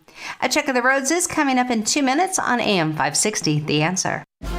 On February 24th, President Trump will deliver his State of the Union address to Congress. Mr. Speaker, the President of the United States. And AM 560 The Answer is throwing a viewing party, and you're invited to join us for dinner at the Meridian Banquets and Conference Center in Rolling Meadows. Enjoy dinner before the speech, and then watch the speech with AM 560's Dan Proft, Sean Thompson, Jeannie Ives, Amy Jacobson, and John Anthony. Tickets are on sale now at 560theanswer.com/party. Sponsored in part by Stephen A. Leahy with Opum Tax Advocates. Hey, it's Scott Jennings inviting you to join me on the unforgettable Gulf of America cruise happening this November 2026. Imagine it. Turquoise waters, white sand, beaches, incredible food, and insightful conversations about the future of our great country. Mike Gallagher and I will dive into the issues shaping America as we cruise through some of the most stunning destinations while honoring the 250th anniversary of our nation. Text CRUISE to 94878 or visit scottjenningsshow.com and click the cruise banner to sign up today. When you can no longer handle your own home, Hearthstone Assisted Living at the Lutheran Home in Arlington Heights is here to help make life easier. Experience upscale living with comprehensive health services. We offer fine dining, engaging activities, available chaplains, weekly worship services, and quality amenities including a bistro, expansive library, and general store. For a limited time, mention WYLL for an additional discount. Call 847-595-5024 or visit LutheranLifeCommunities.org. Did you know most remodeling mishaps start before construction even begins? Here's something else you should know. At Forever Remodeling, we do things differently. Every kitchen, bathroom, and basement project starts with smart planning, detailed 3D designs, a clear scope of work, and accurate pricing, all sorted out before you get started. No surprises, no stress, just beautiful results, done right the first time. Visit foreverremodeling.com. That's the number 4, EVER, remodeling.com, and schedule your free in-home consultation today. Twitchy.com brings you the latest in social news, highlighting and reacting to important conversations from America's most prominent journalists, politicians, and celebrities. Twitchy's kinetic group of editors deliver fast and amusing content around the clock to tell you who said what in global and political news, sports, entertainment, and media. If it's news, they're on it. If it should be news, they're ahead of it. Stay connected to the newswire of the 21st century with Twitchy.com. Twitchy.com. File now with TurboTax on Intuit Credit Karma. They'll find every credit and deduction or your money back. File in the Credit Karma app. Taking a look at the roads in the Team Hackberg Traffic Center, I'm Sue Aller. Hitting the brakes on the Stevenson inbound between Central Avenue and Kenzie Avenue with an accident on the right shoulder. So right now it's 27 minutes from Veterans Memorial to Lakeshore. Outbound is 21. It's 16 minutes inbound on the Dan Ryan from 95th to the Burn Interchange. Outbound is 11. The express lane's a little bit sluggish inbound from Pershing Road to the Stevenson. You're slow on the Bishop Ford inbound between 103rd Street and the Dan Ryan. Just 14 minutes both ways on the Edens from Lake Cook to Montrose. Very light on the Kennedy, 8 minutes in both directions from Montrose to the Burn Interchange. A little bit sluggish on the Tri-State as you head towards the Eisenhower, and 15 minutes inbound on the Eisenhower from Wolf to the old post office. Outbound is 13. It's time to take care of you. Who better to help you than the top voices in well-being on Audible? Kickstart your well-being journey with your first audiobook free when you sign up for a 30-day trial at audible.com/wellbeing. Chicago's Morning Answer continues next, but now the latest forecast from the Air Right Heating and Cooling Weather Center. Today, expect a few flurries in the morning with mostly cloudy skies for the rest of the day. The high will reach 28. Tonight will be cold and partly to mostly cloudy with a low of 16. Tomorrow, clouds will clear to reveal some sunshine with a chance of light snow early on, but little to no accumulation expected. The high will be 31. I'm meteorologist Jason Caterina on AM 560, The Answer. Get the latest weather, traffic, and news updates online at 560theanswer.com. Now, from the Signature Bank Studios. On February 24th, President Trump will deliver his State of the Union address to Congress, and AM 560 The Answer is throwing a viewing party. Tickets are on sale now at 560theanswer.com/party.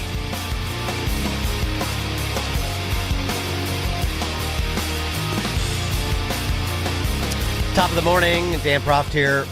Senate Majority Leader John Thune this week discussed the SAVE Act, which would require an ID to vote in federal elections, like those coming up in November. And this is what he had to say about when that might be called and moved and so forth. I've co-sponsored the SAVE Act in the past. I think my understanding is that they are still modifying the bill.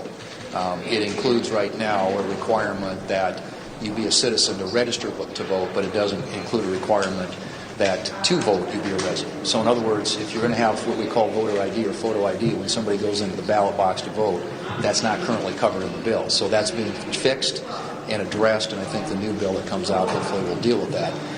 But, I mean, at some point we'll have that vote.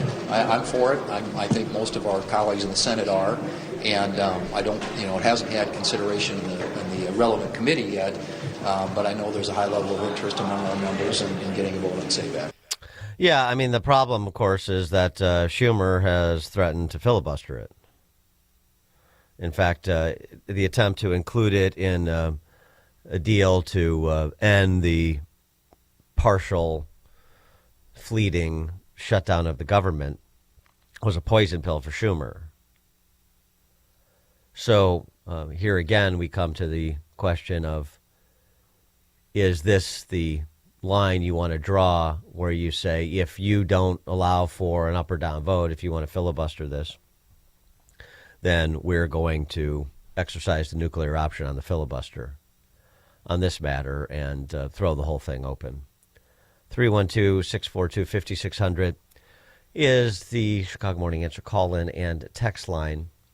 I mean, this is, of course, wildly popular because it's so commonsensical.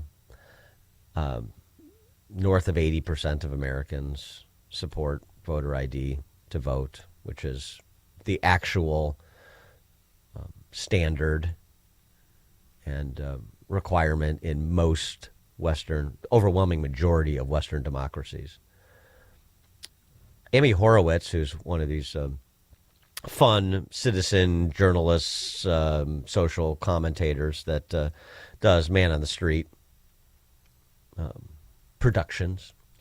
He did one last year. We played it at the time, but with the SAVE Act circling back, let's circle back to it because it's fun. It's fun to show just how resistant to anything resembling common sense the left is. So he starts with a bunch of honkies as to whether or not requiring an ID to vote, I should say, is discriminatory, and it will suppress the votes of marginalized communities, particularly minorities, particularly Black Americans. This is what the honkies say. An opinion on voter ID laws? Yeah, they're usually pretty racist and they're bad. I think voter ID laws are a way to perpetuate racism. Would you go as far as say those laws are racist? For sure. Do you think it suppresses the African American vote? Definitely. Tell us how. Because they're less likely to have state IDs. Minority voters are less likely to have the kinds of IDs that have been described or required. These type of people don't live in areas with easy access to DMVs or other places where they can get identification. You can always get IDs you do over the internet. Does that also make it difficult for Black people in particular? Yeah, you have to have access to the internet. You have to be able to pay an internet service provider for certain fees. Do you think that's harder for Black people to go online? Well, I feel like they don't have the knowledge of how it works. A lot of people have smartphones, but you might not have data. For most of the communities, they don't really know what is out there just because they're not aware or they're not informed. I also think there's a repression of Black voting with how if you're a convicted felon, you're not allowed to vote and everything. And when you look at swing states like Florida, that's a huge population of the African Americans.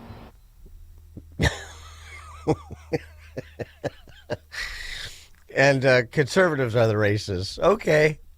Yeah. Well, then, excuse me, Amy Horowitz jogged over to East Harlem to ask some Black Americans whether or not this is onerous and racist, or is it not perhaps the honkies that are onerous and racist, those attempting to speak for you? Now I'm here in East Harlem to ask Black people their thoughts on what you just heard. Do you have ID normally? You carry ID around? Yes, I have state ID. Do you carry ID? Yes, I do. Do you know any Black person who doesn't carry ID? No. Everyone that I know has an ID. Why would they think we don't have ID? That's a lie. Why would they say that? Do you have ID? Yes. Because I have my ID and my friends have their ID, so we know what we need to carry around. Everybody that I know have ID. That's one of the things you need to walk around with New York with, ID. Do you know any Black adult who does not have ID? No, I don't. Is it a weird thing to even say that? Yes, it is. What is this, some type of trick candy cameras? I know, right? That's the only thing I brought with me. Those are legit IDs. I heard a lot also that Black people can't figure out how to get to the DMV. Really? What does that say to you? I know it's that. It's on 25th Street. Do you know where the DMV is around you? It's on 125th Street and 3rd Avenue, I believe. You know how to get there? Yeah. Would you have a problem getting there if you had to get there? No. I know these sound like silly questions. You know how to get to the DMV? Of course. You know where it is? Yes. You can get there? Uh-huh. No problem. No problem. Just checking. Okay. And I also heard a lot that Black people, especially poor Black people, have no access to the internet, can't figure out how to use the internet. That's just stupidity, honestly. Everybody has access to the internet. Even a little kid can figure out how to work the internet. I had access to the internet for years. You know how to use it properly, right? Exactly. I do it at work. So, of course, I know how to use it. My kids know how to use it. They all have iPads, iPods, whatever. Your phone has data? Mm-hmm. You can actually unlimited. Unlimited data. Mm-hmm. I use my phone as a hotspot. What does that say to you for the people who have this perception of Black people? They're pretty much ignorant. That's what my thought process was. I just think that's ignorant. Ignorant. Ignorant. That's the word I'm hearing a lot. Ignorant. Ignorant. Very, very ignorant. Does it sound racist for somebody to say that? I think it is a little racist because, you're putting people in a category and you have no idea what you're talking about. Maybe a little bit of racist in it, but like I said, I think it's more stupidity and ignorance. You're judging somebody, but you're judging them because they black, saying that they don't got it. What people are they talking to? Who are these people talking to? Just each other. That's who they're talking to. 312-642-5600. Frank in Tinley Park. Yeah, we've talked before, but they're Rocky. They vote, and they dip their finger in an indelible ink bottle. Lasts for days. That's true. Yes. Thanks for the call, Frank. Yeah. Uh-huh. Oh, and when those black Americans, in particular here, go rogue on the awfuls and the, what are we going with? Gelds? For now. Leader in the clubhouse. I appreciate all the contributions, though. We'll work it out. When they go rogue on the left, well, you get treated like this. This was fun. A black ICE agent in what was formerly Minneapolis, confronted by these shrieking ninnies. And it goes something like this. I mean, this is pretty interesting, but not just the black ICE agent, not just the black ICE agent's question to one of the individuals accosting him rhetorically, but then listen to what they said after he asked that question. That's kind of your energy. Like we should rip people apart from their families. Are you a man? Wow. Wow, is that a question? Wow. Okay. He really wants to know. Is that feel good? How serious here? Sir, I need to move. How where'd you put the KKK? What's wrong with you people? Why are you calling? What is wrong with you people? What is wrong with you people? That's a great question. What is wrong with you people? If you didn't catch it, they, it was more than one, and I'm not using that as a pronoun. There was multiple people. I'm using it a pronoun properly, not calling some trans they.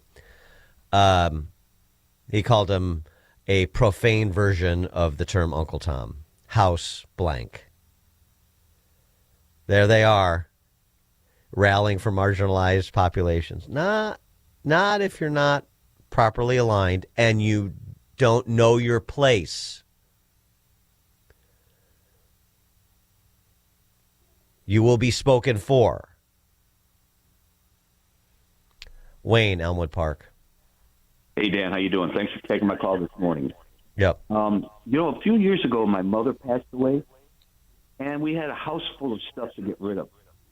And the first thing we came up with was a garage sale. You realize I had to take my sister down to the alderman's office and prove with a state ID that she lived there in order to have a garage sale. But I guess you don't need one to vote. Yeah, it's not a garage sale. That's important. I mean, voting is so trivial, Wayne. I mean, yeah, very good. Thanks for the call. Appreciate it. Dan Proft, Chicago's Morning Answer. The stories you need to know to start your day. This is Chicago's Morning Answer on AM 560. The Answer. If you're near retirement or thinking about retiring, you probably have a lot of questions. How do you make your savings last? How much should you take out and when? You're ready for retirement, but are your finances? I'm Edward Jones financial advisor, Nolan Webster. Let's work together to make sure your finances meet your unique needs over the long haul. You've done what it takes to get there. Now it's time to make the most of retirement. Call me at 224-801-6107 to schedule an appointment. That's 224-801-6107. Edward Jones, member SIPC. Is your child tackling new challenges in math this year? Working hard to get ahead of the pack? Here's the good news. There's a secret weapon. Mathnasium, the authority on math education. With over 1,000 learning centers worldwide, we know what it takes to build real confidence in math. Here's what sets us apart. Expert instructors who teach each student individually. No cookie-cutter approach. No rushing through lessons. We create customized learning plans designed specifically for your child's needs. helping them achieve their academic goals, not just this semester, but all year long. Whether they're struggling to catch up or ready to excel, our proven methods work. Kids leave Mathnasium stronger in math, more confident in the classroom, and ready to handle whatever comes next. Visit Mathnasium today and discover why parents trust us with their child's math education. Mathnasium, where kids love math. If moving safely around your home is a concern, you deserve clear answers, not a sales pitch. Access will help you improve home accessibility with practical solutions like lifts, grab bars, and home modifications, designed to fit your home, your needs, and budget. Experienced professionals will take the time to explain your options so you can make an informed decision. If staying safe and comfortable in your home matters to you, start with a free in-home consultation.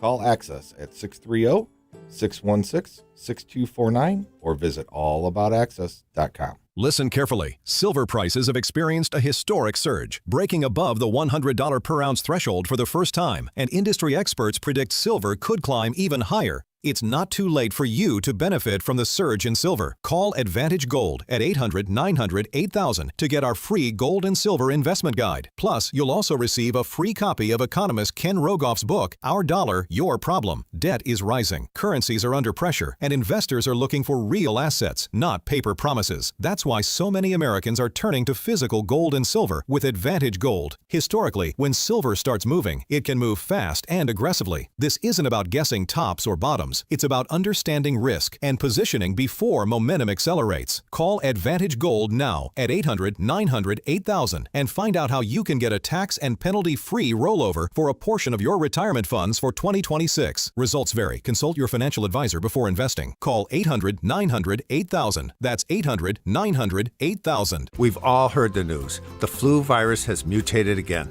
The vaccine just isn't as effective as they hoped. It leaves you wondering, what can you do? The answer is already inside you. You have a powerful, God-given immune system designed to protect you. It only needs a boost. I'm Dr. Michael Huber, introducing Virago. Virago harnesses the synergistic power of quercetin, fistin, and 21 other natural nutraceuticals. This unique blend actively boosts your immune system. It works in harmony with your body, creating a natural fortress against the viruses. So give your immune system a boost. Take Virago, the immune enhancement cocktail. Order your bottle of Virago. Visit myvirago.com. That's myvirago.com. Use coupon code IMMUNE to save 30%. myvirago.com. Coupon code IMMUNE. Virago and Maha. Making America healthy again. AM 560, The Answer. It's not only black Americans who can't get IDs, can't access the internet, don't know where DMVs are, and who should not have to, provide ID in order to vote, according to the left. I mean, you remember one of the leading lights of the left, Kamala Harris, explaining how farmers of all races have a similar problem. Is agreeing to voter ID one of those compromises that you'd support? I don't think that we should underestimate what that could mean. Because in some people's mind, that means, well, you're going to have to Xerox or photocopy your ID to send it in to prove you are who you are. Well, there are a whole lot of people, especially people who live in rural communities, who don't. There's no Kinko's, there's no Office Max near them. People have to understand that when we're talking about voter ID laws, be clear about who you have in mind and what would be required of them to prove who they are. Of course, people have to prove who they are, but not in a way that makes it almost impossible for them to prove who they are. I mean, that is just classic. Of course, people have to prove who they are, but not in a way that makes it impossible to do so. Think of black Americans in East Harlem who seemed actually perfectly situated. And they're fine. They don't, but that's Kamala and honkies are saying something else. So just listen to them. And all those crackers in the rural areas that don't have an Office Max nearby in case they need to make a copy. It's so good. By the way, just one other postscript on the fun discussions we've had this hour. That black ICE agent, are you a man? That guy? Love that. Generally confused. And if you see the video, you can understand why. An unintentional disclosure by a Portland awful. She's looking for some large men because large men, or just men, not really part of the protest cohort, the agitator cohort there in Keeping It Weird, Portland. So I've been legally and peacefully practicing my First Amendment right down at the Portland DHS building, as I am allowed to do, which is why I'm not scared to post this on social media, because if they come after me, they're not supposed to anyway, so they could just come after me over nothing. Anyway, it's quite striking the lack of large men that are on our side down there right now. It's alarming, and there's a lot of fascists, and the fascists are almost exclusively large men. Yeah. And the people protesting ICE, I gotta tell you, it's like 60% women, and of that 60%, it's like 30% trans women. So we have an issue where, like, really the most vulnerable people are showing up to these protests, and there's a lot of fascists there who are scary to us in particular. They do not like me. They do not like the way I look. Even if I'm like super nice to them, they put a camera, they stick a camera in your face, and they just try to get you riled up, which from the perspective of a woman doesn't really feel like somebody trying to rile you up. It feels like somebody like coming after you. I don't like it. There needs to be more men down there. There needs to be more large humans who can provide protection to the small humans, because our bodies are just more vulnerable than yours. And I don't like that. I don't like that I weigh 115 pounds. And I don't like that I do kind of rely on the protection of the people around me. I don't like that. I wish it wasn't the case. But we need more men. Like, what are you doing? Why is it mostly women here? Like, it's so frustrating. I love all of you. I love the men. I love you so much. But please show up. Please. I'm begging of you. Like, we need the safety that you give us. Thank you. Love you. No, really. And I mean this. Thank you. Boy, an imponderable. Why aren't there well-adjusted men showing up with the men pretending to be women and the awfuls like that young flower? It's like the question, what is a woman? Who knows? Unanswerable. Coming up at 7:07, we'll check in on who's tracking the trackers in Minneapolis with Christina Buttons from the Manhattan Institute. It's now 7 o'clock on AM 560, WIND Chicago. They still haven't found Nancy Guthrie. I'm Dave Anthony, Fox News. The mother of Today Show host Savannah Guthrie, believed kidnapped Saturday night from her Tucson, Arizona home, where Fox's Alicia Acuna reports TMZ and TV stations received what may be a ransom note. The note, they say, demanded millions in cryptocurrency for the safe return of Nancy Guthrie by a stated deadline. They report the note contained specific information about the crime scene and Nancy that is not known to the public. Now, the Pima County Sheriff Department, in a statement, said it is aware of the possible ransom notes, and they are taking all tips and leads seriously. The sheriff says investigators have cleared the home for the investigation and have now turned it back to the family. They have processed DNA testing that so far, they say, has not produced a person of interest. The partial government shutdown is over after 4 days, with funding through September approved by Congress, signed by President Trump for everything but Homeland Security, as Democrats insist on immigration enforcement reform after all the controversy in Minneapolis. Democrats demand changes at DHS by Friday the 13th. Otherwise, there's another shutdown for just that department. A DHS shutdown means no pay for TSA and volatility at ICE, though its operations are funded thanks to the One Big Beautiful Bill. That's Fox's Chad Pergam at the Capitol. The U.S. and Iran still plan talks Friday as President Trump demands Iran scale back nuclear and missile development after joining Israel bombing Iran's nuclear facilities last year. A regional diplomat has told Reuters these negotiations will take place in Oman. The U.S. military yesterday shot down an Iranian drone it said aggressively approached the aircraft carrier, the Abraham Lincoln. The warship recently arrived in the Arabian Sea. President Trump has warned bad things could happen if the two sides can't reach a deal. Fox's Jonathan Savage. Today there's a new round of peace talks in Abu Dhabi between Russia and Ukraine, brokered by the U.S., still trying to work out a way to stop their war. America's listening to Fox News.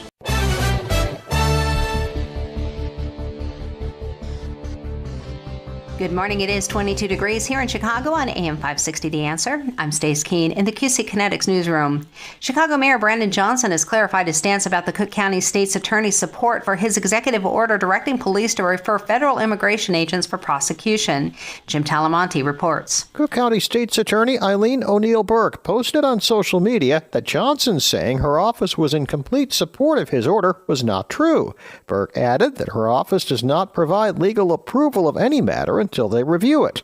At a City Hall press briefing on Tuesday, the mayor said he did not have authority over the state's attorney. I have a responsibility and authority to direct my police department to not only identify ICE agents, but also to collect evidence and to make sure that that evidence is preserved. That's the authority that I have. The mayor said his office would work through the implementation of his order during the next 30 days. Police say they have 2 people in custody after a 12-year-old boy was hit by gunfire Tuesday evening.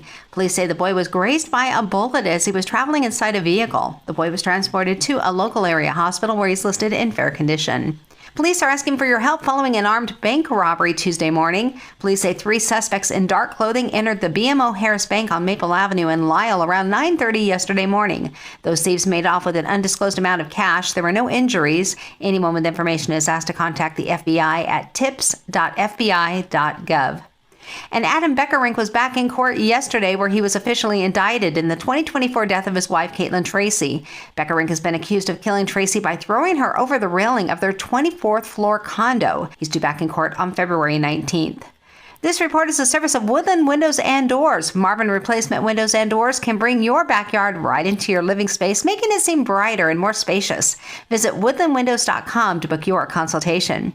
A check of the roads is coming up in 2 minutes on AM 560 The Answer. Mike Gallagher says it takes a special person. I do feel sorry for the family of this guy. I feel sorry for the family of Renee Good. I feel sorry for anybody who gets killed. Doesn't have to be that way. But it takes a special kind of person to go up to a man who's wearing a bulletproof vest, has a long gun, to get in their face. The Mike Gallagher Show. Weekdays at 9, right before Alex Marlowe at 11 on AM 560. The Answer. Are you living with dry AMD? If so, you could be on the road to geographic atrophy, or GA, a condition that leads to retinal cell death and permanent vision loss. But with Izervay, you can slow it down and get it going slower. Izervay slows GA progression by targeting a key source of retinal cell death, which may help preserve your vision longer. Izervay, or Avastin Captid Pagel, is a prescription eye injection used to treat GA. Don't take it if you have an infection or active swelling in or around your eye. Izervay can cause eye infection, retinal detachment, or increased risk of wet AMD. Izervay may temporarily increase eye pressure. Your vision may be impaired after an eye injection or exam. Don't delay. Ask your doctor about Izervay today. Izervay gets GA going slower. Visit Izervay.com. That's IZERVAY.com. Paid for by Astellas Pharma. Every morning, across Latin America and the Caribbean, a mother wakes to the sound of her child crying, not from play, but from hunger. She has nothing to give, no breakfast, no clean water, only a prayer that today will somehow be different. You can be the answer to that prayer. Right now, through 560 The Answer and Food for the Poor, your generosity provides what every child deserves: food to eat, clean water to drink, and a future filled with hope. Just $150 gives 2 children life's most basic needs: food and water. $300 helps 4 children survive and thrive. So please, take a moment today to act. Click the blue Give Food, Water, Life banner at 560theanswer.com. That's 560theanswer.com. Because when you give, you're not just feeding a child, you're giving life. Do it now.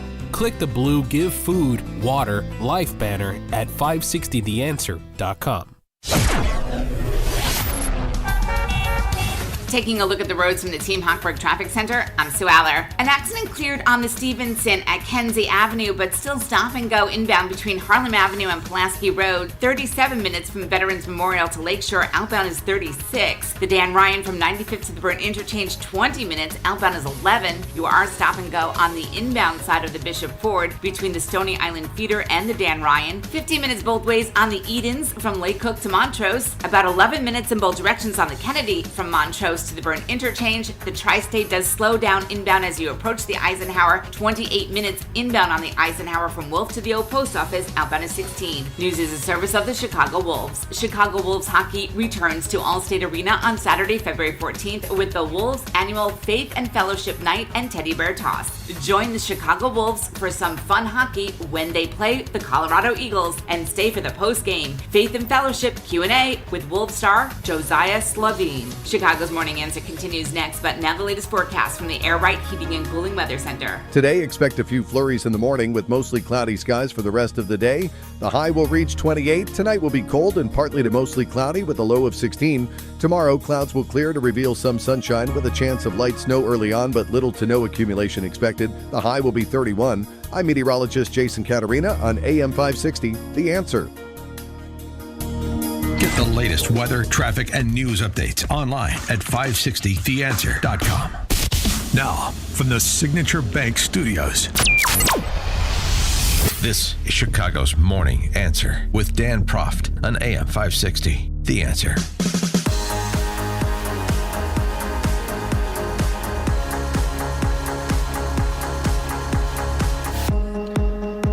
Top of the morning, Dan Proft here, and I guess Tom Homan's words from last week's press conference when he made landfall in Minneapolis are not going to be heeded by the left.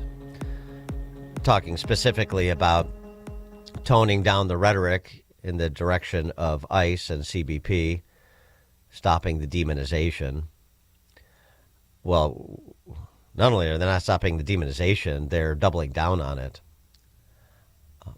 Coming just short of open advocacy for violence against ICE agents.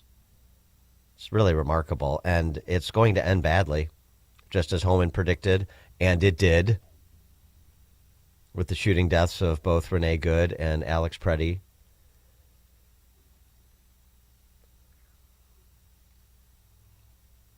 To borrow from Shakespeare, as I have said previously, violent delights have violent ends.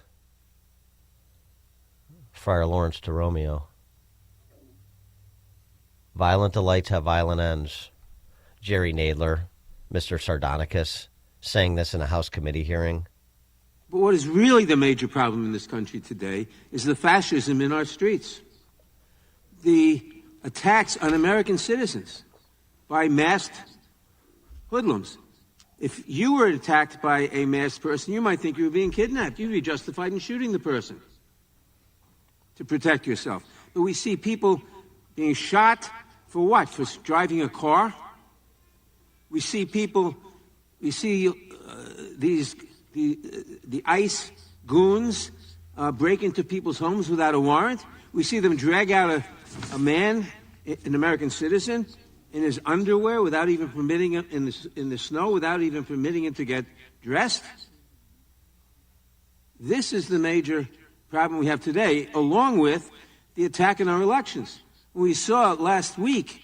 Mm-hmm. You'd be justified in shooting one of these hoodlums, ICE agents, one of these goons, justified in shooting them because they're disappearing people, they're kidnapping people. Came just short of open advocacy for violence. Rogelio Martinez, let's go coast to coast here. Rogelio Martinez is a mayoral candidate in Long Beach, California. Here's what he posted online. My name is Rogelio Martinez. I am calling all 55 gangs in my beautiful city. I expect a gang leader from every gang, all 55 gangs, and I'm not going to name them by name, but I'm calling the Latino gangs. I'm calling the Cambodian gangs.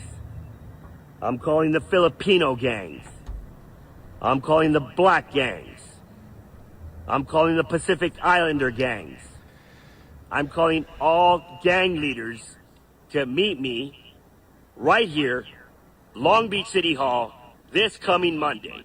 Why Monday? Specifically, I need you to be here to meet me in person to take back this city. Because our leadership is not doing anything about it, and our police are powerless. Once again, let me be very clear. My name is Rogelio Martinez, your 2026 Long Beach City Mayor, and I need your help. I need to see 55 gang leaders here this coming Monday.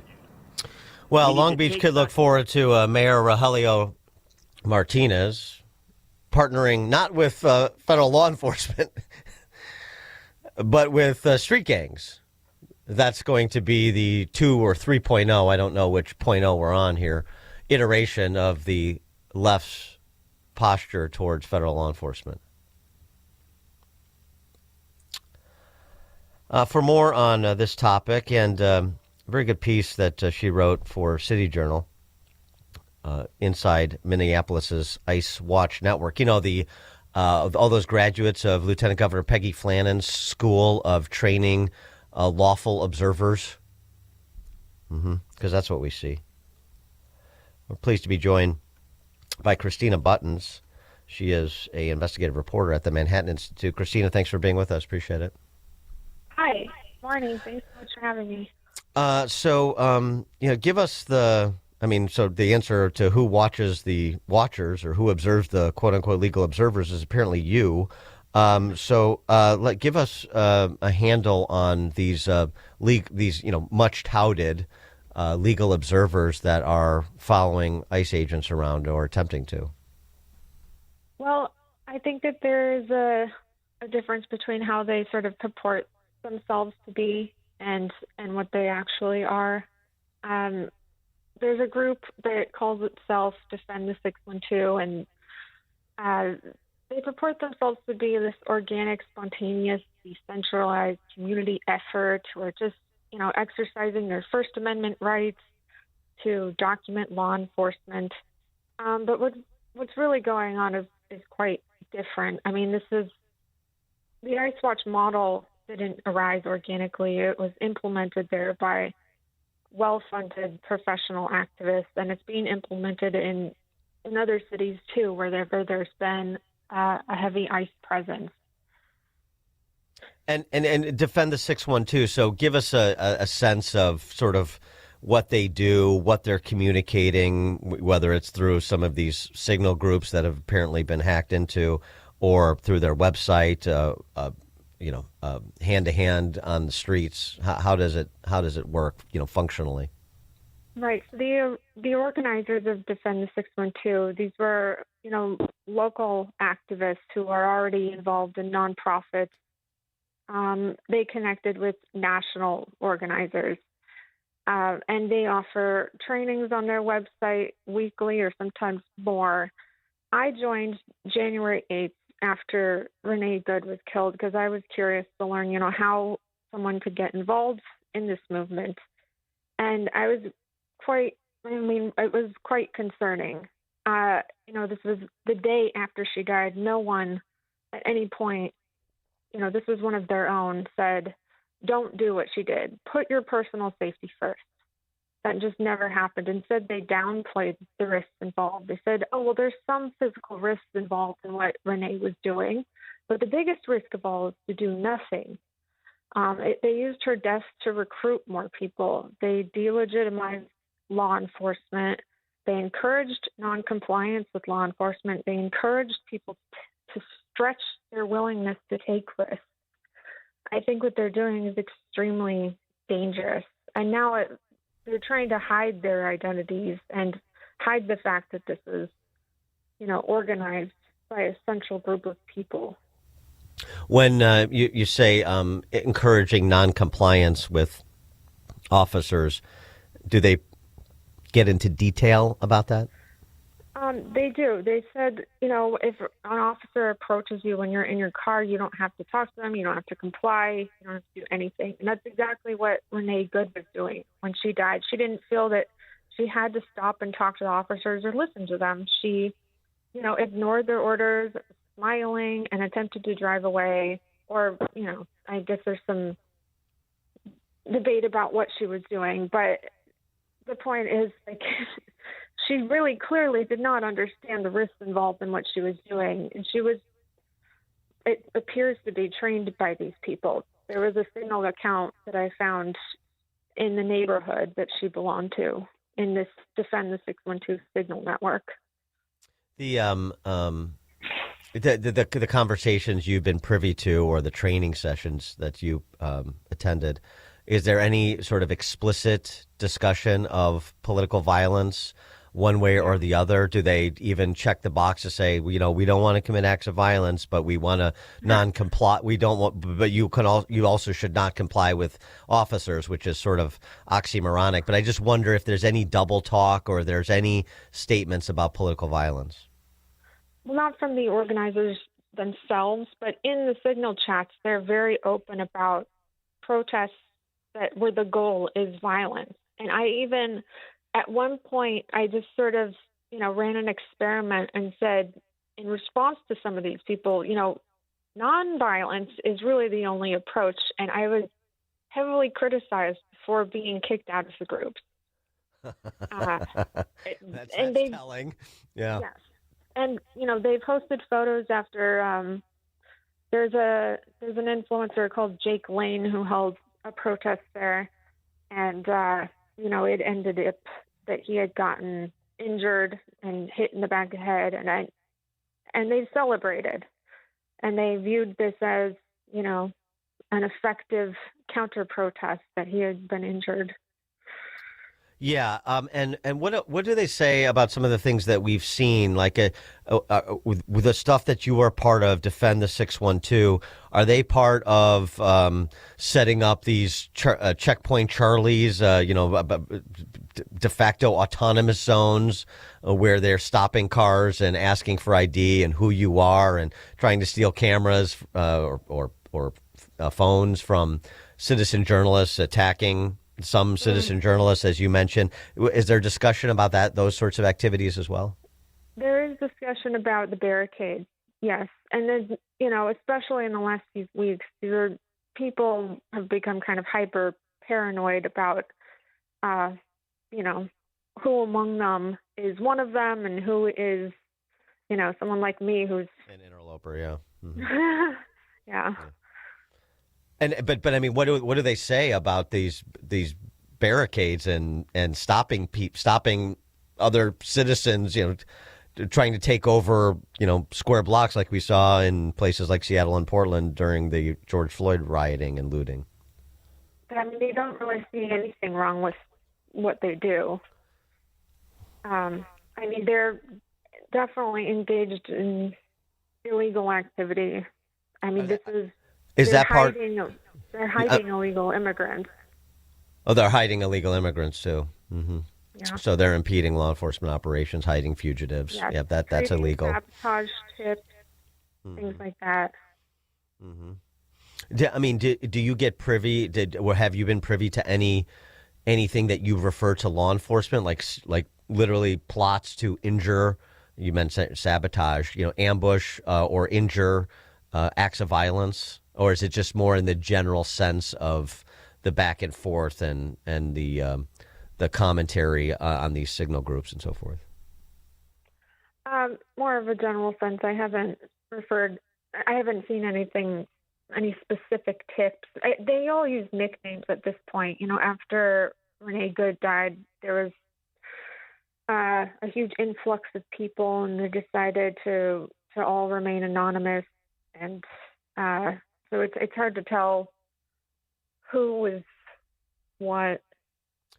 In your piece at City Journal, you mentioned some outside organizations that participate in the quote-unquote training. including States at the Core, STAC.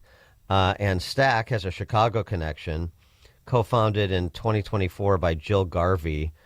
Garvey worked at Protect RP, which is Protect Rogers Park, as you write, a Chicago-based group that developed an early and widely emulated ice watching template back in 2017.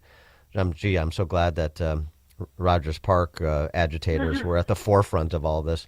But I mean, it just shows, first of all, how long this sort of thing has been going on at this grassroots level within these populations of professional agitators, and then they flood. Talk about flooding the zone or surging resources. We talk about it from a law enforcement perspective, but the same thing happens and is happening in Minneapolis with respect to this professional agitator cohort. Yes. Protect RP originated in 2017. They pioneered the ICE model, and now, people involved in that group are exporting it nationwide. And they're operating within one of the largest funding networks in progressive politics. The Hopewell Fund, part of Arabella Advisors, dark money network.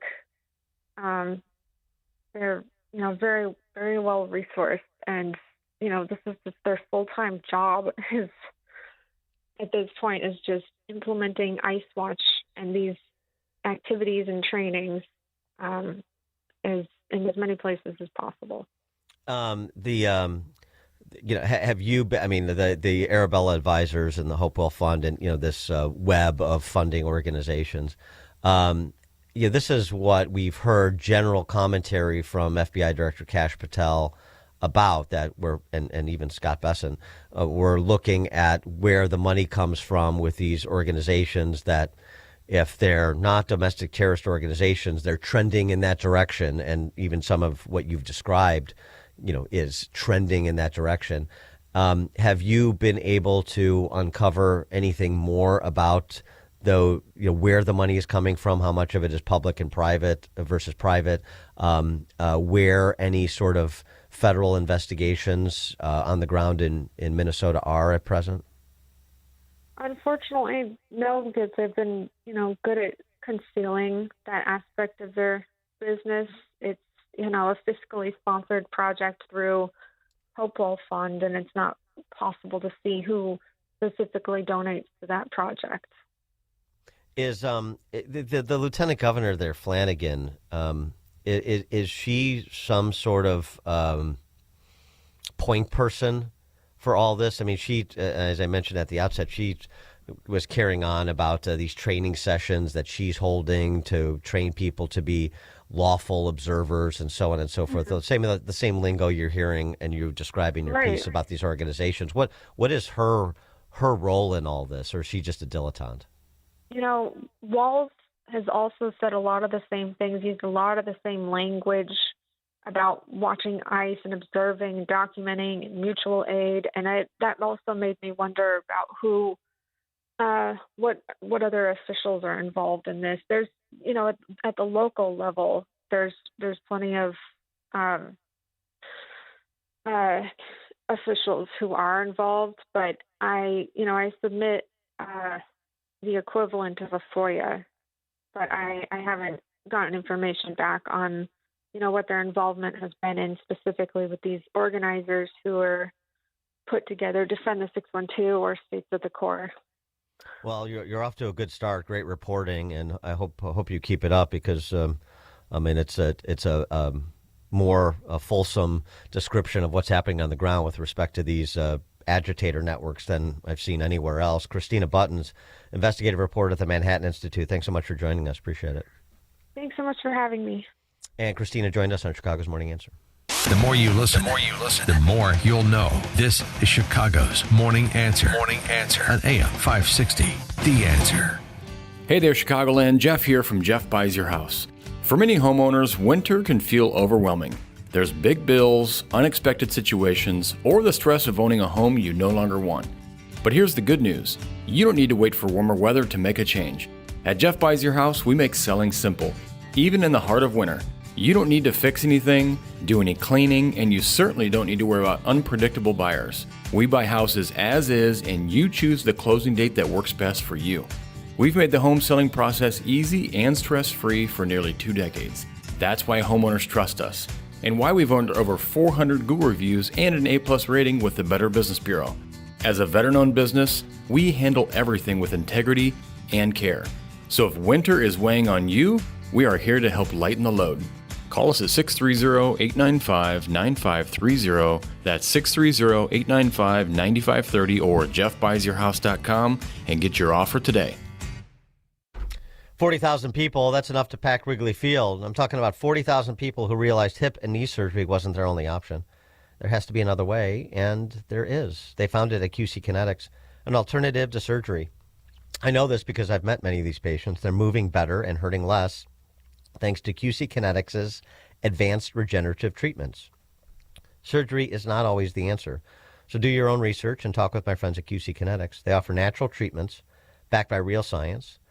They will activate your body's natural healing power. It's safe, natural, and non-surgical. Osteoarthritis only gets worse, so don't wait. Get started this month. 40,000 people can't be wrong. So before you choose surgery, talk with QC Kinetics and tell them Dan Prof sent you. That's me. Call today, 312-827-6261. Again, 312-827-6261. Call QC Kinetics at 312-827-6261. The following advertisement includes a celebrity impersonation. Let me tell you, Chicago gets cold, very cold, and they love me in Chicago. The fake news isn't reporting it, but it's true. And you can't have your furnace fail in Chicago. That's no good. That's when you should call Air Right Heating and Cooling. The technicians, beautiful people. You're freezing, everybody's freezing. They show up fast, know what they're doing, and get the heat back on quickly. Air Right Heating and Cooling offers 24/7 service throughout Chicagoland. A broken furnace in Chicago is like living in Greenland. And believe me, I know Greenland. Very cold, lots of ice. These guys install the best furnaces. Frankly, it's not even close. Even Rosie O'Donnell would say I'm right, but she won't. For fast, reliable heating service, trust Air Right Heating and Cooling. Tell them AM 560 sent you and save $56 off any service. Nobody's ever done anything like that. Unbelievable. Visit them at air-right.com. That's AIR-RITE.com.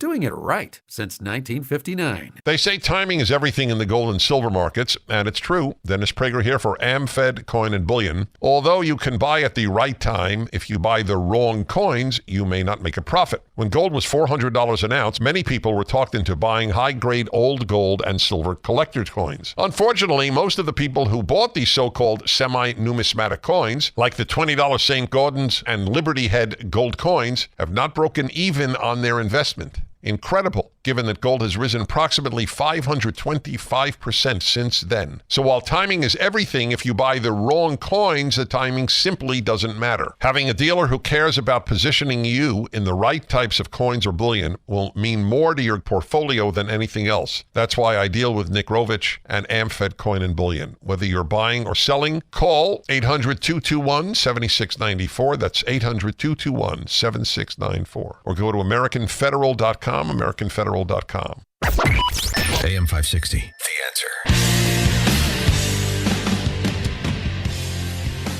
I do appreciate the Warriors come out to play references to that Long Beach mayoral candidate calling for all the gang leaders to come together and work with him to expel ICE. Right. Again, that's going to be the left's next position, is we'll work with gangbangers, we won't work with federal law enforcement. Telegraphing it there on the West Coast. Coming up, 7:37, we'll talk dollars and cents with economist Stephen Moore. Now let's check the headlines. Good morning. It's 22 degrees here in Chicago on AM 560 The Answer. I'm Stace Keene in the QC Kinetics newsroom. A woman was shot to death on Tuesday at the University of Illinois Chicago Health parking garage. Police had issued an alert following the shooting, but that's since been lifted. Police say they believe the shooting was part of a domestic dispute and say they do not believe there's a risk to the community at this time.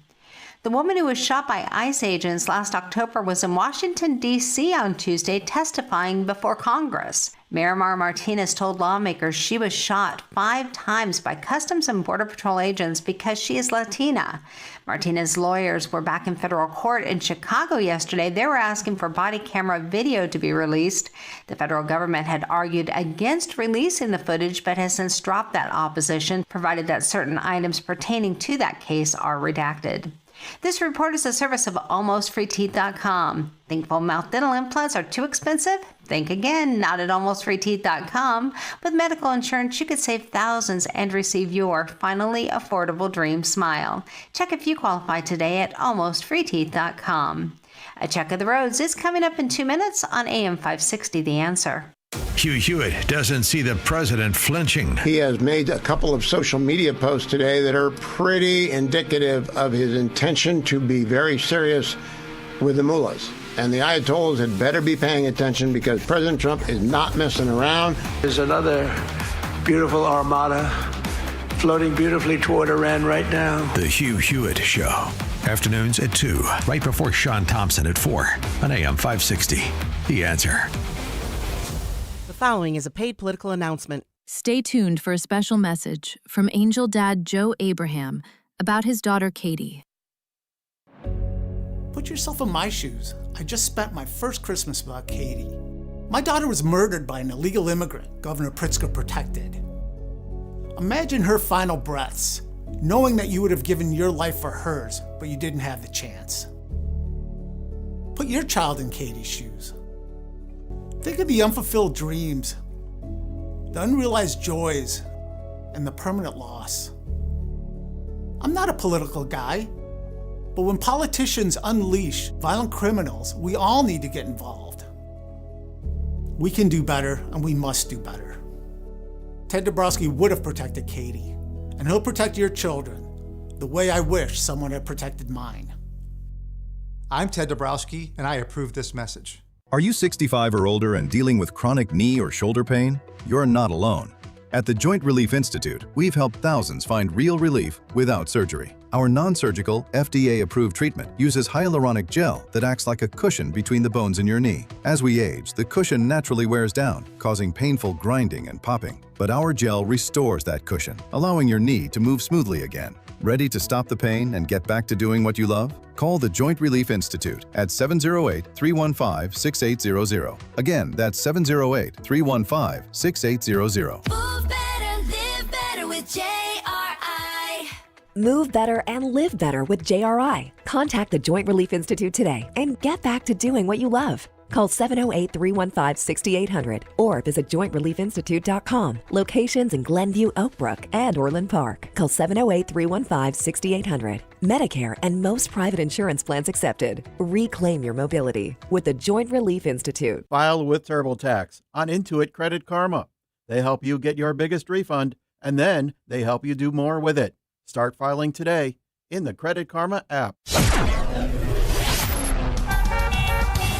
Taking a look at the roads from the Team Hochberg Traffic Center, I'm Sue Aller. We are jammed on the Eisenhower inbound between 25th Avenue and Des Plaines Avenue. 39 minutes from Wolf to the old post office. Outbound is 18. The northbound side of Lakeshore Drive, hitting those brakes between Bryn Mawr Avenue and Hollywood Avenue. The Stevenson is stop and go inbound between Harlem Avenue and Kenzie Avenue. 41 minutes from Veterans Memorial to Lakeshore. Outbound is 23. 24 minutes inbound on the Dan Ryan from 95th to the Burn Interchange. 11 minutes out. Stop and go on the Bishop Ford inbound between the Stony Island Theater and the Dan Ryan. 17 minutes both ways on the Edens from Lake Cook to Montrose, and the Kennedy inbound from Montrose to the Burn Interchange. 17 minutes. Outbound is 16, but very slow between Montrose and Harlem Avenue. This report is sponsored by Mattress Firm. Score major deals on top brands at Mattress Firm's President's Day Sale. Find your dream mattress today. Their sleep experts are highly trained to find the right one to fit your unique needs. They make sleep easy. Chicago's Morning Answer continues next, but now the latest forecast from the Air Right Heating and Cooling Weather Center.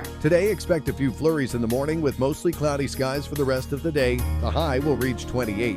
Tonight will be cold and partly to mostly cloudy with a low of 16. Tomorrow, clouds will gradually clear, allowing some sunshine to break through. There may be a bit of snow, mainly in the morning, with minimal accumulation expected. The high will be around 31. I'm meteorologist Jason Caterina on AM 560, The Answer. Get the latest weather, traffic, and news updates online at 560theanswer.com.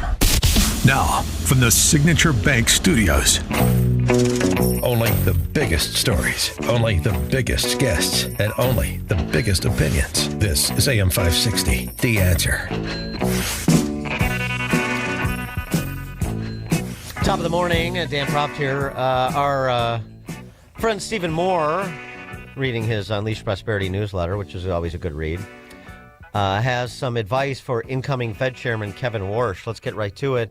Stephen Moore, economist, author of The Trump Economic Miracle and the Plan to Unleash Prosperity Again, co-authored with Art Laffer. Stephen, what should Kevin Warsh do out of the gate?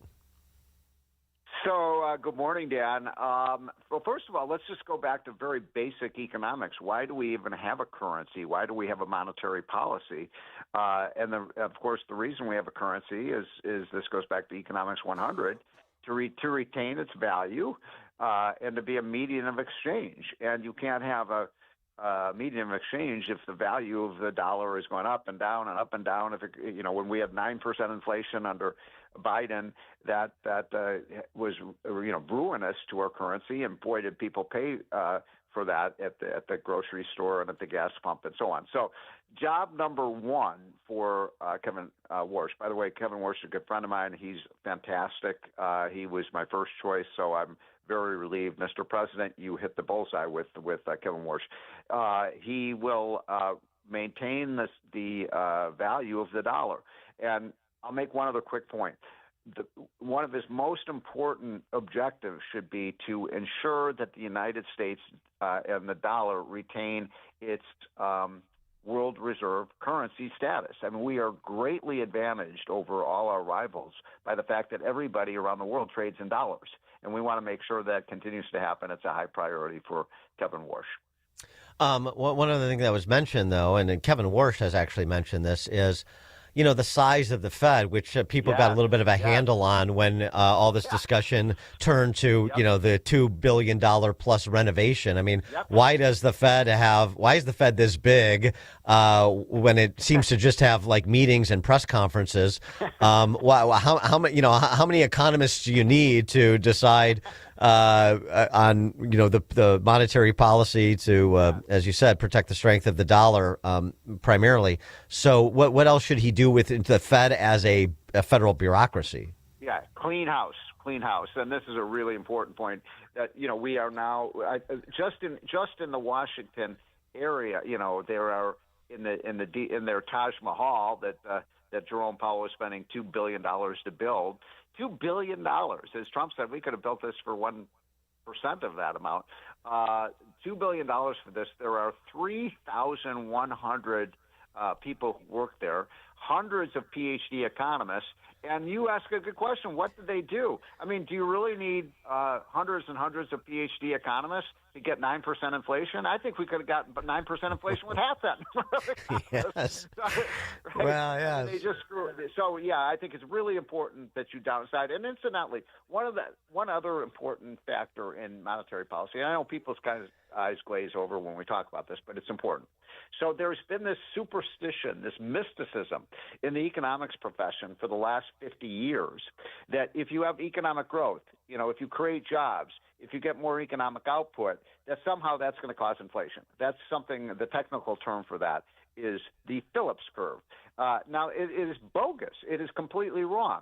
I mean, if you had Arthur Laffer on with you right now, what he would ask you, Dan, is if the economy produces more apples, what happens to the price of apples? It decreases. Mm-hmm. Yeah, ding, ding, ding. You get your A in economics, but none of the people at the Federal Reserve, they think that more production, more output puts more pressure on prices and increases prices. So they've got their model completely upside down. And the good news is that my friend Kevin Warsh understands the Milton Friedman idea that if you want to reduce inflation, you don't reduce output, you reduce the supply of money. And I don't think, by the way, you've gotten your hotline today because we just sent it out.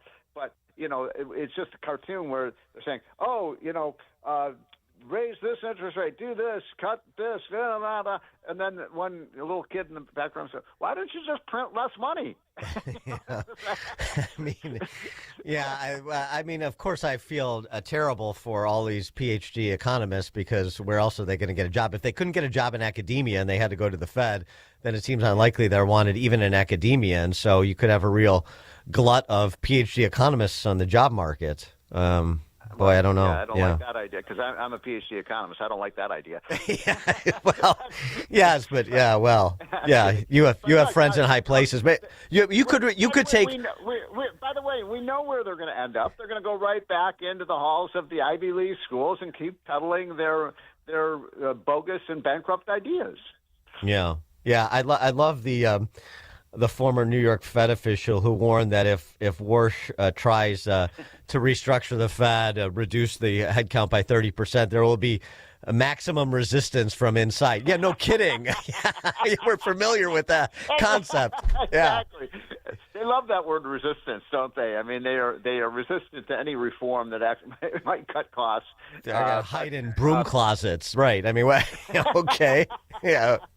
We'll find you. These people, speaking of broom closets, these people, since they don't do anything, they've got cobwebs in their office. Nobody even knows what they do. Lord knows whether they even show up for work. But that's a lot of people, and that's a big bureaucracy. And he, by the way, Warsh has said for one of his top priorities, cut the bureaucracy by 30%. Now, you're going to probably say that's too little, but that's a good start. Yes, right. Like 10,000 lawyers at the bottom of the ocean, right? You live in Virginia. Congratulations. You got a moderate Democrat. You got a fiscal conservative and a social moderate, and that's how it's playing out with Ms. Spanberger, isn't it? Yeah, so this is the big story of what's happened so far in the first 4 or 5 weeks of 2026. So you had Republicans got their clocks cleaned in the November elections, the off-year elections last year, in states like Virginia, in states like New Jersey, and then of course in New York City, where they elected a avowed socialist. And but in Virginia and New Jersey, both those governors, they're both women, and they are. They're very attractive, and they ran as, I'm a centrist. I'm not a tax and spend Democrat. Well, they've only been in office for 30 days, and they've jacked taxes. They've proposed huge tax increases in both states, and people are scratching their heads and said, this is moderate. But in Virginia, this is the most amazing one, because this Abigail Spanberger, that's her name, Spanberger. She was. I'm a centrist, moderate. We're going to be pro-business. And right out of the gate, so I don't have time to go through all the tax increases, but she's proposed like 30 tax increases, including things like dog grooming. Your Korean dry cleaner is going to pay more. If you use Uber Eats, you're going to pay more for that. You're going to, Why does my dry cleaner have to be Korean? Why does my dry cleaner have to be Korean? I don't know. Is that a racist thing to say? You're best. Yeah. But look, I mean, it's not just dog groomers, but dog walkers. Like my niece is a dog walker. Yeah, the dog walkers have had it too easy for too long. That's right. Yeah. I'm sick. Dog walkers need to pay their fair share, Steve. Exactly. So I mean, it's just amazing. Everything they can think of taxing, they are taxing, and so if you get a FedEx package, you're going to pay a surcharge for that, and on and on and on. And by the way, I don't think the people who are the dog groomers are really millionaires and billionaires. It's really something to behold how aggressive this moderate centrist Democrat, as she was characterized by the D.C. press corps. They do great propaganda. There's no question about it. She ran as, I'm going to solve the affordability crisis. I'm like, Oh, you are, by raising everyone's taxes? but it's going to be. But then they give it back to you on all these wonderful programs. Yes, and financing dubious home health care companies and so on and so forth. A related story. I saw you put out. The states that are seeing the biggest job growth and the states that are seeing the worst job growth. And, is there any pattern that you picked up on with the states that are doing well and with job creation and the states that are doing less well? Yeah, so basically 2 reports have come out in the last week. The one you just mentioned on where are the jobs, and the second one was the new census data. What happened? Where do people move to and from in 2025? And both of them tell the same story, that the red states continue to boom. It's not just Florida and Texas anymore. Everybody knows about the boom in those two states, but now it's the Carolinas. It is Utah, it's Montana, it's Idaho, and then what states are losing? Well, California, New Jersey, New York, Connecticut, Illinois, and it's just year after year after year, this is happening. Illinois might lose another 2 congressional seats if this continues. It's sort of sad to see the demise of the great state of Illinois, and then let's see. California, can you believe this? California may lose 4 congressional seats. I mean, this is a state that has the most beautiful weather, the most beautiful mountains, the most beautiful beaches, the most beautiful women. I mean, what's not to like about California? And they have lost 2 million people in just how do you screw that up? Yeah, I don't. I think you're still thinking of California in the David Lee Roth era. I wish they all California girls. I don't know if that's the case anymore. Beach Boys era, yeah. But yes, look, California is. And by the way, who is the front runner for the Democratic nomination in 2028? Well, I guess technically it's Newsom. Sparkle Beach Ken meets Patrick Bateman. Do I have that right? Yeah. Yes, exactly. I mean, the guy, I have to admit, we call him Governor Hair Gel because he's never got there's a big piece on Vogue about him. I mean, he's a pretty boy. And he's going to be the next president, even though he's destroyed California. He's going to make America look like California. Well, there's another chasm, too. We're just talking about the job creation chasm among the states, our laboratories of democracy. Another chasm is between the states that are opting in to the president's national school choice program and states that are not opting in. And this is a huge development. We have more than half the country that's already opted in, so this is going to provide more momentum for school choice, which is, as many have said for many times, the civil rights issue of our time. But some and a couple of Dems have opted in too, like Jared Polis in Colorado. But I don't know. What about Illinois? Has Illinois out? I'm not sure whether Illinois is in or out. No. Pritzker has said we're out. Yeah. So that's outrageous. I mean, first of all, it doesn't cost the state anything. You know what the cost of the taxpayers of Illinois? $0. It's like free money. It costs the support. It costs you the support of the teachers union. That's the highest cost. I mean, how sad is that Trump is saying, look, what this is if you're somebody of means, financial means, and if you want to contribute to a scholarship program so that you kids can go in Chicago can go to decent schools, you get a tax write-off of that. It's a federal tax write-off. So it's free money for Chicago and other blue states to improve the education for their kids, and yet the teachers' unions are against it. They're against free money for education because the money doesn't go to the unions. And I mean, that just tells you, anybody who thinks that teachers' unions care about kids, it's a lie. All the teachers' unions care about is fattening their paychecks. Stephen Moore, economist, author of The Trump Economic Miracle and the Plan to Unleash Prosperity Again. Stephen, thanks as always. Okay, Dan. Have a great week. Take care. You too. Thanks. And Steve joined us on Chicago's Morning Answer. Steaming cup of information to start your day. It's Chicago's Morning Answer on AM 560. The Answer. If you or someone you love are getting high quotes for dental implants, visit almostfreeteeth.com today. With a medical PPO insurance plan, it's possible to save 90% off on average to be able to smile again. Check if you qualify now at almostfreeteeth.com. When someone you love is living with memory loss, finding the right care isn't just important, it's everything.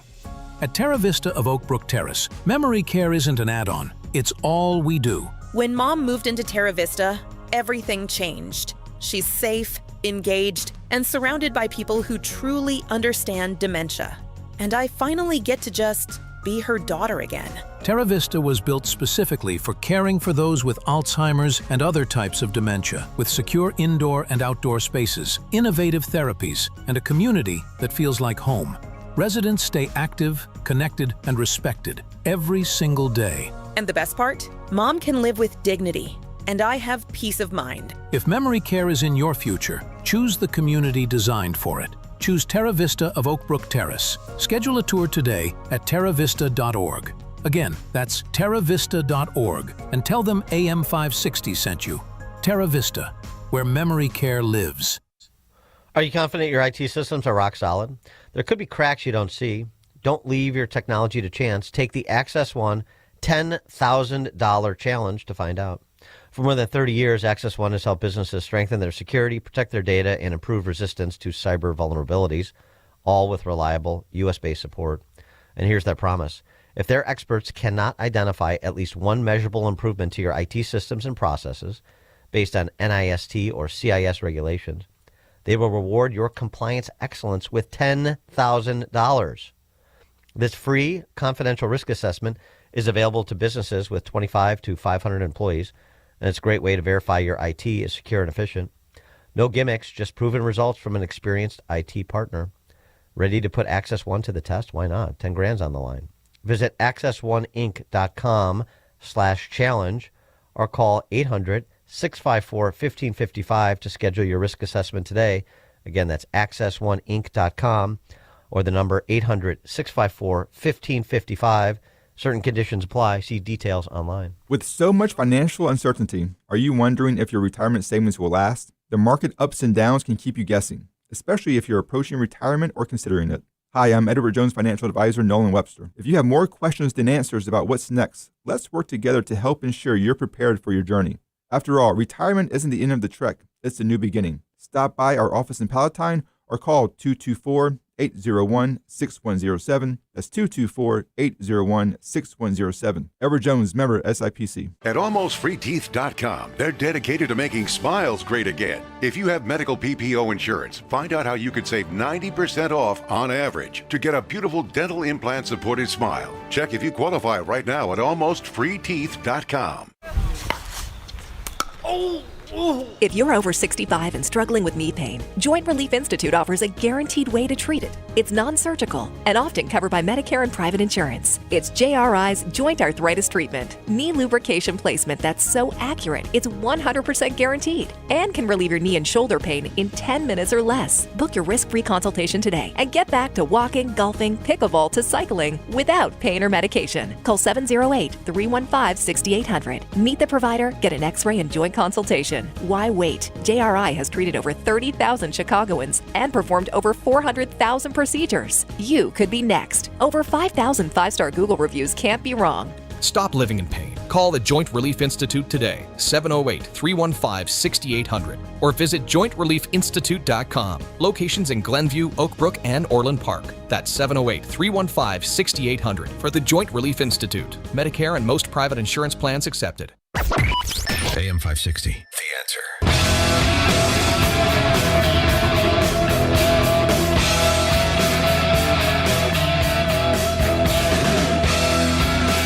There you go. Little Billy Squier. Yeah. For real men. Bruce Springsteen protest songs for little girls. Speaking of awfuls, this is a good one. Since we're still working on the male analog to awful. Got another one, Dave in Geneva, Doug's. Delusional, unhinged, gelded socialists. Pretty good. Pretty good. Really have to compile these. I'll have to do this post-show. This awful, offering a treatise on the need to give up your proximity to whiteness. We have to dismantle white supremacy, and that means distancing yourself from your whiteness, you honkies. She explains. So you can't be a good white person and put your body in between them trying to kidnap a brown person or harm a black person. When you do that, you lose your proximity to whiteness and you lose the benefits that come along with it. That's the cost. We're all acting so shocked that they murdered a white woman. Well, see, she wasn't a good white. She was out there advocating for brown people, so she lost her proximity to whiteness. This is the work of dismantling white supremacy. This is what it's going to cost. It's time for some radical acceptance. Because they've been out there killing black and brown people for hundreds of years. And people who looked like me were having picnics under black bodies as they blew in the breeze after they'd been lynched.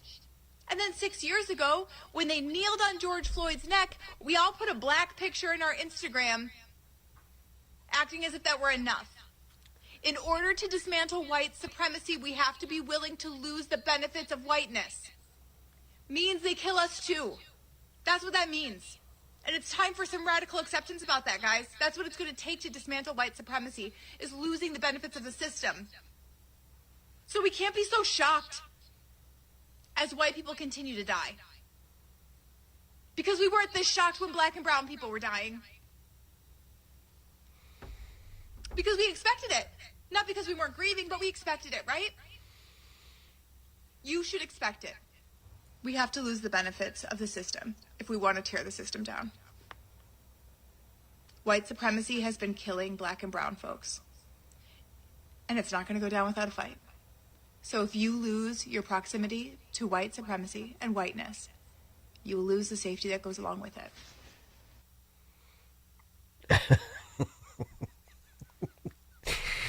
That history of the world is about as good as this one. First, the earth cooled, and then the dinosaurs came. But they got too big and fat, so they all died, and they turned into oil. And then the Arabs came, and they bought Mercedes-Benzes. And Prince Charles started wearing all of Lady Di's clothes. I couldn't believe it. He took her best summer dress out of the closet, and he put it on and went to town. That's what happened. Again, that awful distillation of distancing yourself from your proximity to whiteness in order to be allied with oppressed populations necessitates the response, the every woman response to awfuls. A good one.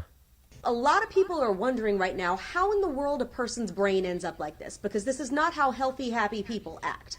Let me explain. Liberal women are what happens when the natural female instinct to nurture and defend and care for gets misdirected away from families and children and misapplied to whatever the liberal cause of the weak is. See, women have an innate instinct to support and emotionally connect to vulnerable people. We are designed to be mama bears. And in the absence of a stable and healthy home and family, a woman will find a place to put all of that. The natural instinct to sacrifice yourself for your children gets misapplied in all the wrong directions. You want to know why so many liberal women are out there playing hero for criminal aliens and gender-confused perverts and cultures that hate them? It's because they believe they have identified groups of people who need them when no one else does. We destroyed the family, and we handed a generation of women a bunch of feminist lies and progressive slop in its place. And this is the natural result. Mm-hmm. Really good. I played that yesterday. That's just, an every woman. That's sort of a more intellectual, but that I'm not criticizing, just a more intellectual sort of academic explanation comes to us from Helen Andrews at a recent event for the Edmund Burke Foundation. She wrote this really important piece late last year that we discussed quite a bit called The Great Feminization back in October of last year about overcoming feminism and feminization. It's an important distinction. Just a little bit of the riff. We'll have to get to more of it later. But if you want to put it in a single sentence, you could say that feminization equals wokeness. Everything you think of as wokeness is simply an epiphenomenon of demographic feminization. Think about all the things that wokeness means. Valuing empathy over rationality, safety over risk, conformity and cohesion over competition and hierarchy. All of these things are... Yeah. We'll talk more about that next hour. Coming up at 8:08, we'll turn our attention to some of the salient political issues of the day with an eye toward the midterms. David Drucker joins us at 8:08, and it's now 8 o'clock on AM 560 WIND. Is it a kidnapping for ransom? I'm Dave Anthony, Fox News. That is the big update in the disappearance of Nancy Guthrie, the mother of Today's Show host Savannah Guthrie.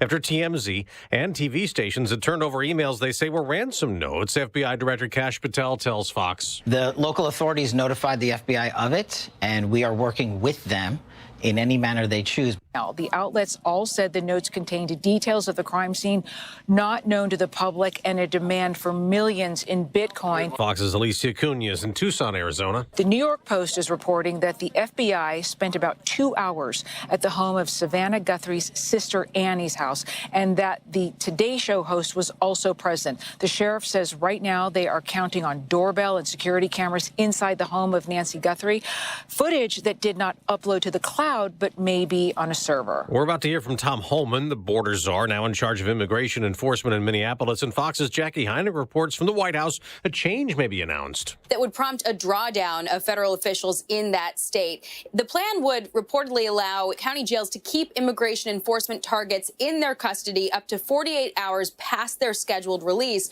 which would allow federal agents to pick them up while they're still in custody. The day after Congress ended the partial government shutdown, funding everything till September except for Homeland Security. Its money runs out again next Friday as Democrats like Congressman Ted Lieu demand ICE reform. Trump's ICE and Border Patrol interior operations are out of control. Not only did they kill 2 civilians last month, but you see continuing videos and stories of their abuses. It's sentencing day for the man convicted in the second Trump assassination attempt before the 2024 election outside the president's golf club in Florida. Ryan Ruth could get life in prison. And it's arraignment day in Washington for Ramanullah Lockenwall, the man charged with murdering a National Guard soldier in D.C. and seriously wounding another in a shooting the day before Thanksgiving. America's listening to Fox News. WIND, Chicago. Good morning. It is 21 degrees here in Chicago on AM 560 The Answer. I'm Stace Keene in the QC Kinetics newsroom. Chicago Mayor Brandon Johnson has clarified his stance about Cook County State's attorney's support for his executive order directing police to refer federal immigration agents for prosecution. Jim Talamonte has the story. Cook County State's Attorney Eileen O'Neill Burke posted on social media that Johnson saying her office was in complete support of his order was not true. Burke added that her office does not provide legal approval of any matter until they review it. At a City Hall press briefing on Tuesday, the mayor said he did not have authority over the state's attorney. I have a responsibility and authority to direct my police department to not only identify ICE agents, but also to collect evidence and to make sure that that evidence is preserved. That's the authority that I have. The mayor said his office would work through the implementation of his order during the next 30 days. Adam Beckerink was back in court yesterday where he was officially indicted in the 2024 death of his wife, Caitlin Tracy. Beckerink has been accused of killing Tracy by throwing her over the railing of their 24th floor condo. He's due back in court on February 19th. A ground stop was ordered at O'Hare International Airport yesterday afternoon. Officials say the stop was due to a security issue. That ground stop lasted for about an hour, officials not saying what caused the ground stop.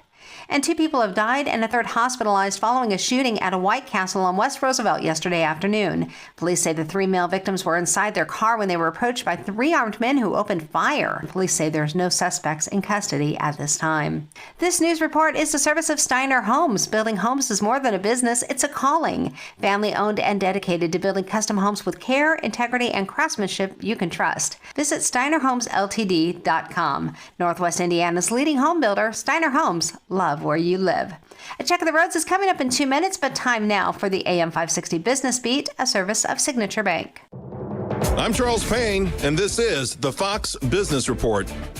Artificial intelligence anxiety wiped out an estimated $300 billion in stock market value on Monday after AI startup Anthropic revealed a new tool that can do even more, creating concern that AI could replace popular software from tax software company Intuit to travel app Expedia and payments app PayPal. Medical technology company GE Healthcare made more money in its recent quarter, but its profit was lower. The company says it's operating in a dynamic macro environment. It significantly mitigated tariffs in the quarter. Banco Santander, the global bank based in Spain, topped expectations in the recent quarter. It makes most of its profit from operations in the U.S. and Latin America. That's your Fox Business Report. I'm Ginny Coselda, invested in you. On February 24th, President Trump will deliver his State of the Union address to Congress. Mr. Speaker, the President of the United States. And AM 560 The Answer is throwing a viewing party, and you're invited to join us for dinner at the Meridian Banquet and Conference Center in Rolling Meadows. Enjoy dinner before the speech, and then watch the speech with AM 560's Dan Proft, Sean Thompson, Jeannie Ives, Amy Jacobson, and John Anthony. Tickets are on sale now at 560theanswer.com/party. Sponsored in part by Edward Jones agent Nolan Webster. You want to stash away some secret stuff? Park it right here. Where? In the Parker bedroom from Penny Mustard. The Parker is our top-selling bedroom collection. The classic Louis Philippe-inspired design blends with just about any decor. From Main Street, USA to Park Avenue. But what really sets it apart is the secret storage. The Parker collection features secret storage areas, including the 4-post bed. You know, for extra parking. These secret spots can hold a lot more than you'd expect. You can park a lot of stuff in there. Made from solid wood with forever tight bed brackets and drawer bottoms you can stand on. Whoever designed the Parker really knocked it out of the park. Hey. Yeah? Park it over there. The Parker bedroom with queen post bed, 8-drawer dresser, landscape mirror, and 3-drawer nightstand, starting at $10,213 at Penny Mustard. 6 Chicagoland showrooms. PennyMustard.com. Better versions of what people want. Penny Mustard Furnishing. Are you living with dry AMD?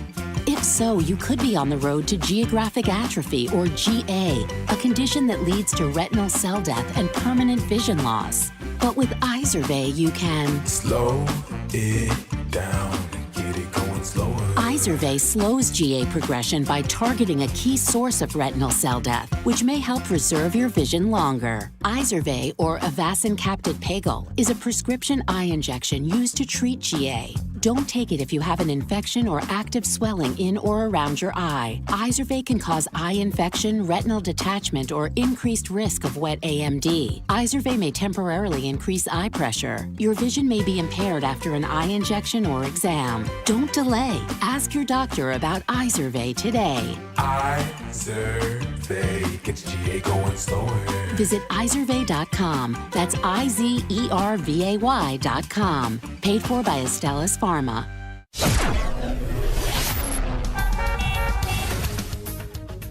Taking a look at the roads from the Team Hochberg Traffic Center, I'm Sue Aller. Well, the crash has been cleared on the southbound side of Lakeshore Drive, but still completely jammed between Fullerton Parkway and North Avenue. We have an accident on I-80 westbound on the exit ramp to get off onto I-57. The Bishop Ford slows down inbound between 111th Street and the Dan Ryan. It's 28 minutes on the inbound Dan Ryan from 95th to the Burn Interchange. Outbound is 12. 50 minutes inbound on the Stevenson from Veterans Memorial to Lakeshore. Outbound is 28. The Eisenhower is 46. Inbound from Wolf to the Old Post Office. Outbound is 26. Inbound Kennedy, 41 minutes from Montrose to the Burn Interchange. Outbound is 23. The express lane slammed inbound from Montrose to Ohio Street. And a crash on the outbound Eden and Niles Center Road slows you down. This report is a service of the daily podcast of the Chicago's Morning Answer and the Sean Thompson Show. Hear both shows with limited commercials when you subscribe for free to the daily podcast at 560theanswer.com/podcast. Chicago's Morning Answer continues next, but now the latest forecast from the Air Right Heating and Cooling Weather Center. Today, expect a few flurries in the morning with mostly cloudy skies for the rest of the day. The high will reach 28. Tonight will be cold and partly to mostly cloudy with a low of 16. Tomorrow, clouds will clear to reveal some sunshine with a chance of light snow early on, but little to no accumulation expected. The high will be 31. I'm meteorologist Jason Caterina on AM 560, The Answer. Get the latest weather, traffic, and news updates online at 560theanswer.com. Now, from the Signature Bank Studios, This is Chicago's Morning Answer with Dan Proft on AM 560. The Answer.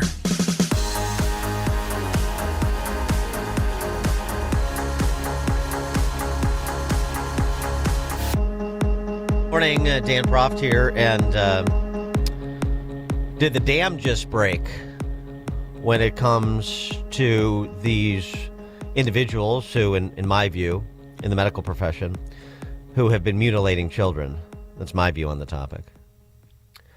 I'm talking about this civil case in which Fox Varian sued her Westchester, New York area psychologist and plastic surgeon for the gender transition mastectomy she got at the age of 16. She won a $2 million judgment against those doctors who, she said, really pushed her into transitioning. She's now detransitioned. Interestingly, well, there's a couple of things that are interesting about this and the politics of it. One is, lest anyone forget, nearly every Democrat voted no on banning trans procedures for minors. The House, when they passed the Protect Child's Innocence Act, 216 to 211, 207 Democrats voted against it because gender-affirming treatments are, quote-unquote, life-saving. Only 3 Democrats broke ranks to vote yes. 3. That's the party, and they own this. Would you rather have a live son or a dead daughter and vice versa? All of their agitprop in defense of these ghoulish procedures and the financing of them. Something that may be a cultural issue below the fold, but still could have important impact on the midterm elections and going forward as perhaps more of a reckoning is coming, political reckoning, in addition to a legal one for many who were practicing those dark arts in the medical profession.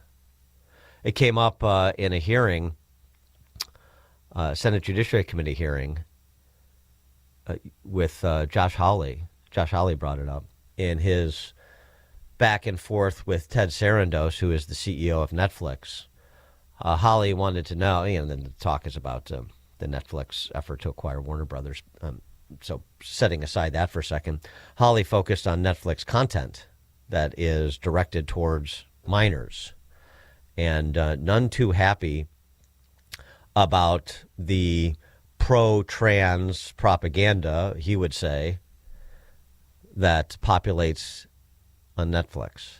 That so much of Netflix content for children promotes a transgender ideology. Almost half of your content for children, I'm talking about minor children now, I'm not talking about teenagers, minor children, promotes a transgender ideology agenda. I was just looking at the data here from your various series. And what concerns me is, just 2 days ago, a jury in New York awarded a former transitioner $2 million because she said that her psychologists and others pressured her into, they pushed on her an ideology that proved to be extremely detrimental. I'm sure you know that in the UK, the National Health Service in the UK has said that they're not going to perform transgender surgeries or any longer so-called gender-affirming care for minors, including in counseling, because it is so incredibly detrimental. Our own HHS has come forward with similar findings this past year, yet if you turn on Netflix, you'll find that an enormous amount, and I say this as a parent with 3 young children, an enormous amount of your children's programming has this ideology and agenda in it. Is this an advocacy position for Netflix? Is this an ideological commitment you have? I mean, why is this? Senator Hawley, Netflix has no political agenda of any kind. I would tell you that. Well, then why is your children's program so full of this highly sexualized, highly controversial agenda? I don't understand it. Yeah, I mean, it went on from there. Sarandos didn't really have a good answer other than to say there are, parental controls and there's a diversity of content from which parents can make decisions in terms of what their kids and families watch and so forth. But not a good. But it's just interesting that the pendulum is swinging here, and you have some professional medical associations, Plastic Surgeons Association, that are walking back from gender transitioning surgeries. Even the AMA is pressing the pause button. Very interesting in terms of potential political impact. David Drucker, it's one of the things he's written about recently. He's a senior writer for The Dispatch and author of In Trump's Shadow, The Battle for 2024 and the Future of the GOP. David, thanks for joining us again. Appreciate it. Yeah, sure. So on this matter of so-called trans rights, you penned a piece saying that basically Dems are going to have to confront this. Let the record reflect, as I mentioned, the House vote on that legislation, and not to mention all of the receipts in terms of what has been said and what has been advocated, and the mau-mauing of people who opposed gender transition, puberty blockers, and so on and so forth for minors. there's a reckoning potentially coming here. I think it all depends on how, and I look at this more in the context of a presidential election, because midterm elections, you have different candidates in different districts and states, and they'll often sort of fit themselves or are fits for the politics in the regions that they're running in. But when you're looking at a presidential contest, I think that's where Democrats, if they want to be successful or at least limit their self-imposed political challenges, need to recognize that, whatever the far left of the Democratic base may prefer on transgender rights, it's different than where a majority of voters are, including center-left voters, particularly on issues of how this involves children, but also transgender women playing girls' sports. Yeah, it's interesting. Newsom had that sit down with Ben Shapiro a couple of weeks back, and sort of agreed to disagree, but was certainly trying to soften his position as compared to the one he was taking a couple of years ago, and what he did legislatively in California. Whereas, for example, Governor Pritzker here in Illinois, who James Carville says is going to be the nominee. Okay. Not so much. And not only, taking a strident position on it, but also he and the family very involved in underwriting some of the things that now you have medical professionals and professional associations walking away from. Yeah, here I think, what my reporting has shown, and I've looked into this both for stories for the Dispatch and my Bloomberg opinion column, is that number one, Democrats need to have an opinion on this, right? I mean, one of the issues, one of the challenges they ran into in 2024 is that often Democratic candidates, particularly Vice President Harris, in the 24 campaign versus the 2020 campaign, just tried not to talk about it and tried to claim it was a Republican wedge and, something Republicans invented that nobody cared about. Well, first of all, when you're running for president, when there's a major issue that Americans talk about and have opinions about, the first hurdle to get over is you got to have something to say. Because if you don't have something to say, you're going to get dinged more than if you have something to say they disagree with. So that's number one. Number two, where most Americans are, and, where a lot of the centrist Democratic strategists and groups have discovered in their research, just to take what their research shows, is that people do care about fairness and competitiveness in girls' sports.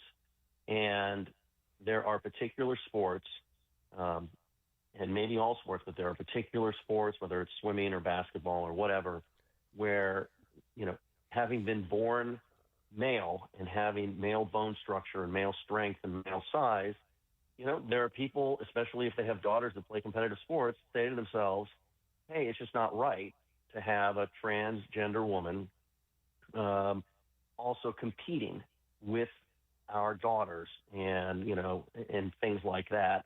And the point of view is, as the research has delineated, is, hey, they can be transgender and they should have, housing rights and civil rights and all of that. But I mean, this just makes common sense that there would be rules governing fairness and competitiveness. The other thing, of course, and it's something you were discussing, was, how does the medical community deal with minors that either are or believe that they are transgendered?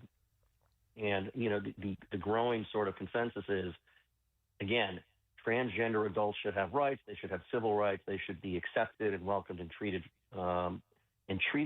like any other Americans treated, but that they shouldn't make irreparable changes to their bodies while they are minors. And that's one of these, what we like to call in the business 70-30 issues. And you're just much better off being on the side of the 70% in the issue than the 30% if you're looking at winning a national general election that relies on a lot of swing states that are decided very narrowly. Right. I mean, this is like when Holly was interviewing or questioning Sarandos from Netflix, that he kept using the phrase ideology, and that's the point here. What I think people see is that this is purely ideological. There's blinders on. There's just no the majority, no common sense basis. And to try to paper over it with, it's inconclusive whether men have an advantage over women in sports and so on and so forth. I mean, it's just, come on. You're telling me that the world is flat, and that's a tough sell. Yes, look, it's a tough sell politically, just because that's not the experience that people have in their everyday lives. Now, I will say, a lot of the research shows that there's not necessarily a desire or broad support for blanket government bans. This thing is nuanced, right? But a lot of people believe that it should be decided at the local level with school districts or sports leagues, or even, at least at the state level, where you make these, you come up with these regulations based on, what local voters want and what the sport is that we're talking about. I mean, is it, competitive chess? I'm just making this up, but is it chess or is it swimming? Right. Yes. Right. But in other words, you do not, to be on the 70% side of this issue, you don't have to say the federal government should pass a law or my state should pass a blanket law. You have to recognize, though, how people feel about this, and then allow regulations to be enacted where people believe they are necessary. And, some of the places in which Democrats have gotten themselves into trouble is saying that none of these regulations should exist at all.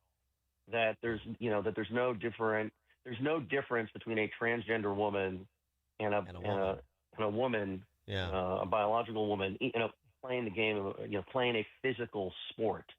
And that's where Democrats have gotten themselves into trouble. And look, part of the pressure comes from, just like, often I'll have these conversations about what the Republican base wants and, how Republicans feel pressure from the base.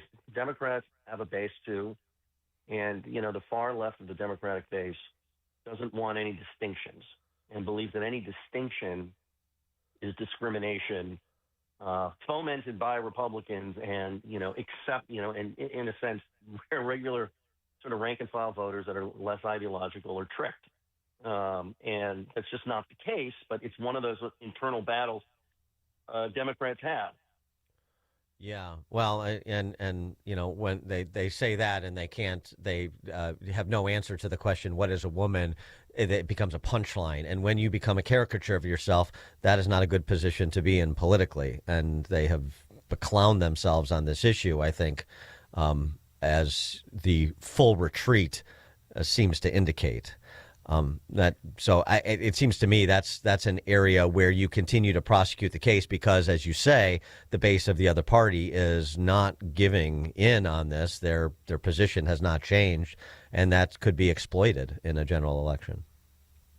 Yeah, it could be. I mean, depending on what the other issues are. Look, I don't think this is rocket science, and I think people, particularly, look, you're a corporate leader, right? You're going to Congress, and you think you're there because, it's an antitrust hearing and all of that. But I think anybody going to Congress talking about health issues or trans issues or any other issue would just do well to say that, anybody at my company or my community that's a transgender person is welcome and accepted and should have all the same rights, and I'm happy they're there. Obviously, being born a woman and transitioning from being a man to a woman are biologically different, and, there are times when we need to account for that. Now, nobody's going to get dinged for that. Everybody's going to get mad at something. There's always somebody or some group that's mad at you for something. Yeah. The broad majority of Americans would be like, yeah, that makes sense to me. Right. Based on the data. Yeah, I think that the majority of people, always want, to be decent to one another. And if you're not decent to one another, then you're going to take a hit for it, and you should. I wanted to ask you something else, too, just in terms of we know what the center cut issues are, and those are going to continue to play out over the course of the next 9 months. But I wonder if there is another sort of below the fold issue that could have outsized impact in terms of midterms, and even with an eye towards 28, as you were suggesting. And I go back to something we discussed a little bit earlier in the program again. The SAVE Act and this idea of voter ID for elections. It seems to that's another one of these 80-20 issues, and it just seems to me that the farmers don't have access to fax machines, sort of arguments that Kamala Harris was making about voter ID requirements. don't really hold up very well to scrutiny. Is this something that, if you're a Republican strategist, you think about really trying to raise the temperature on, particularly if you're thinking about blowing the filibuster to get it through the Senate? So a couple of things. In midterm elections in particular, these kinds of issues don't tend to make up for failures on the larger issues, or not necessarily a failure, but voters' perception that you're not getting it done. Yeah. When the economy is the number one issue, and when the issue coming up right behind it is how people feel about interior immigration enforcement because of the tactics used by ICE and the Border Patrol, something like the SAVE Act isn't going to fix things. The thing about it is there are so many issues that if you issue poll, people are going to say, I agree with this. But it doesn't necessarily mean, therefore, that they're going to agree with any piece of legislation or the method in which the legislation is debated or the attempt to bring it about. Right? I remember during the Obama years when Democrats would regularly say Republicans should bring comprehensive immigration reform to the floor for a debate because a majority of Americans, 70 or 80%, say they agree with this issue and that this should happen. And, of course, Republicans were like, yeah, never mind. We don't like pieces of the bill. We don't like parts of the bill. My particular voters in my state or my district don't like the bill. So these things are not apples to apples. And in midterm elections, it's usually about the guy in the White House and his party in Congress, and are you getting it done on the top issues that I care about? Presidential elections are much more about choice and change, and that's where particular issues sometimes can help frame a candidate's entire image, and you have a better chance there. Yeah, it's interesting. I mean, the other thing too is I can agree with you on this issue, but it doesn't mean that's the issue that's mainly animating my vote. So I agree with you about voter ID, but because I think of X, Y, and Z and these other issues, I'm voting against you. Of course that happens. I'm just thinking in part that when things are as polarized as they are, midterm elections tend to be base plus elections, and so and you have this sort of enthusiasm gap and Trump drop-off that we've seen over the last decade when he's not on the ballot, and something like the SAVE Act maybe is a way to rally the base, who's otherwise supportive but maybe not as enthusiastic about getting out and going down ballot as they've demonstrated in the past. Look, I'm not necessarily going to disagree with you because the election hasn't happened yet, so let's see. My experience is that if you want to know how a midterm election in particular is going to go, just look at the vote of independents. One of the reasons why the 2022 midterm elections wasn't as bad for Democrats as we all thought it should have been and was going to be is because Democrats won independents by 2 points. So they lost the House, but not by much, and they maintained their Senate majority. If you want a good benchmark here, again, notwithstanding your arguments about base turnout, all the things you said are true. But a good way to sort of look at what we think is going to happen that's been the most reliable is look at, where are independents and their approval of the president and their opinions on the major issue driving our politics right now, which remains the economy and to some extent, as I said, how the administration is handling interior immigration enforcement. Mm-hmm. Yeah. David Drucker, senior writer for The Dispatch, author of the book In Trump's Shadow, The Battle for 2024 and the Future of the GOP. David, thank you as always. Good chat. Anytime. Thank you. And David joins us on Chicago's Morning Answer. There's only one radio show in Chicago talking about today's biggest stories and telling you what they really mean. That show is this one, Chicago's Morning Answer on AM 560. The Answer. Welcome back to Ask Hasselus. I'm Weston. What's your question? I give up. Where are they? Who? Employees. What? You say Hasselus Mattress Showrooms don't have any employees. Come on, bud. I know better. I assure you. Are they cooped up in a secret back room? Huh? Or waiting outside in the bushes? Sir. I know. They're hiding under the beds, aren't they? Listen, Hasselus Mattress Showrooms really are employee-free. Give our mattresses a try with no pushy sales guy. Nope. Don't believe it. You won't believe our prices either. Beauty Rest, Sealy Posturepedic, and more for way less. Right. Others sell a Queen Aspen Cove A hybrid for $1,820, but our everyday low hassless price is just $994. Free next day delivery too. Next you'll say I can get a free adjustable base with my purchase through Monday. As a matter of fact, yes. Oh, come on! Save on Sealy Posturepedic and Beauty Rest, plus get a free adjustable base. Find an employee-free showroom near you at Hasselist.com. Business owners, now's the time for your business to make the move to a locally owned business bank. Hi, Mike Gallagher here to let you know that you don't have to look far. Signature Bank was founded in Chicago with a simple mission to help companies like yours grow, succeed, and thrive.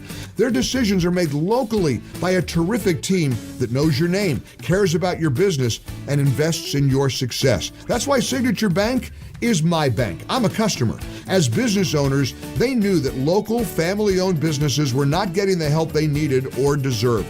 So I invite you to reach out to my friends at Signature Bank today. Write the number down. Remember this phone number, Signature Bank, 773-467-5630, and learn all about this great bank, 773-467-5630, or visit them online at signaturebank.bank. That's signaturebank.bank. Signature Bank makes commercial banking personal. Member FDIC, equal housing lender. AM 560, The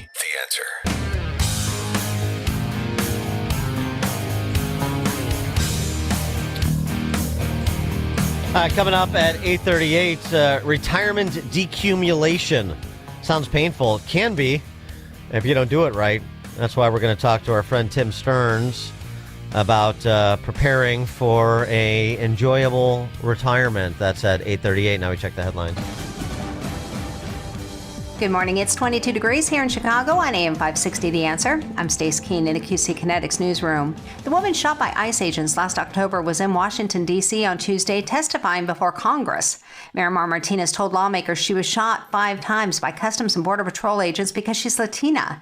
Martinez's lawyers were back in federal court in Chicago yesterday asking for body camera video to be released. The federal government had argued against releasing the footage but then dropped their opposition last night, provided that certain items pertaining to the case are redacted. A woman was shot to death Tuesday at the University of Illinois Chicago Health parking garage. Police issued an alert following the shooting, but that's since been lifted. Police say the shooting may have been part of a domestic dispute, and they do not believe there's a risk to the community at this time. And police say they have 2 people in custody after a 12-year-old boy was hit by a gunfire Tuesday evening. Police say the boy was grazed by a bullet as he was traveling inside a vehicle. He was transported to a local area hospital where he's listed in fair condition. This report is a service of AlmostFreeTeeth.com. Think full mouth dental implants are too expensive? Think again, not at AlmostFreeTeeth.com. With medical insurance, you could save thousands and receive your finally affordable dream smile. Check if you qualify today at AlmostFreeTeeth.com. A check of the roads is coming up in 2 minutes on AM 560, The Answer. Larry Elder is always good with the stats. You know that Texas has accounted for 25% of all the ICE arrests. 25%. That's thousands and thousands of deportations. No riots, no mob violence, no churches stormed. Minneapolis represents less than 1% of all the ICE arrests, yet there are protests in the streets. The Larry Elder Show, weeknights at 8, right before Sean Hannity at 10 on AM 560. The Answer. Are you prepared for the Illinois estate tax? If your estate is worth over $4 million, your heirs could face a tax bill of up to 16% when you pass. Financial advisor Scott Tucker and the team at Scott Tucker Solutions can show you ways to potentially reduce or even eliminate that burden. One strategy is to start gifting assets during your lifetime to lower the taxable value of your estate. Another option is setting up irrevocable trusts, which can shield wealth from estate taxes. Charitable donations and life insurance policies can also be smart tools to offset tax liabilities. Call Scott Tucker and the Scott Tucker Solutions team now, 847-474-3888, or go to 560retirement.com. That's 847-474-3888, or go to 560retirement.com. Investment advisory services made available through AE Wealth Management, LLC, a registered investment advisor. Firm may not give tax advice. Hey, it's Mike Gallagher, hoping you'll join me on the unforgettable Gulf of America cruise happening in November of 2026. Imagine this, turquoise turquoise waters, white sand beaches, incredible food, insightful conversations about the future of America. Scott Jennings and I will be your hosts. We'll dive into the issues shaping America as we cruise through some of the most stunning destinations while honoring the 250th anniversary of our nation. Book your cabin today. Text the word cruise to 94878. Text cruise to 94878 or visit MikeOnline.com. ITR America LLC seeks General Manager, Hobart, Indiana. May telecommute from unanticipated locations in the U.S. Lead business strategy and execution for sustainable, profitable growth. Drive market expansion, profitability, operational excellence, supply chain, governance and safety, and full financial performance. Develop and mentor senior leadership team and customer-supplier relationships. Send CV to Kim Gillio, 6301 North Wind Parkway, Hobart, Indiana, 46342. This hourly segment is brought to you by Forever Remodeling, stress-free and high-quality remodeling. View their stunning transformations online at the number 4everremodeling.com. Taking a look at the roads in the Team Hochberg Traffic Center, I'm Sue Aller. Jammed on the express lanes inbound on the Kennedy with a crash at Division Street, and the delays will continue into Ohio Street. Right now it's 40 minutes on the main roadway from Montrose to the Burn Interchange. Outbound is 14, 16 in on the Edens from Lake Cook to Montrose. Outbound is 29, 48 minutes inbound on the Eisenhower from Wolf to the old post office. Outbound is 24. You are stop and go on the Jane Addams eastbound between Meacham Road and Route 53. And then we've got delays on Lakeshore Drive northbound between Bryn Mawr Avenue and Hollywood Avenue, completely jammed over here. And the Stevenson inbound slows down from Veterans Memorial to Lakeshore, 46 minutes. Outbound is 31. 31 minutes also inbound on the Dan Ryan from 95th to Burn Interchange. Outbound is 12. This report is sponsored by Mattress Firm. Score major deals on top brands at Mattress Firm's President's Day Sale. Find your dream mattress today. Their sleep experts are highly trained to find the right one to fit your needs. They make sleep easy. Chicago's Morning Answer continues next, but now the latest forecast from the Air Right Heating and Cooling Weather Center. Today, expect a few flurries in the morning with mostly cloudy skies for the rest of the day. The high will reach 28. Tonight will be cold and partly to mostly cloudy with a low of 16. Tomorrow, clouds will gradually clear, allowing some sunshine to break through. There may be a bit of snow, mainly in the morning, with minimal accumulation expected. The high will be around 31. I'm meteorologist Jason Caterina on AM 560, The Answer. Get the latest weather, traffic, and news updates online at 560theanswer.com.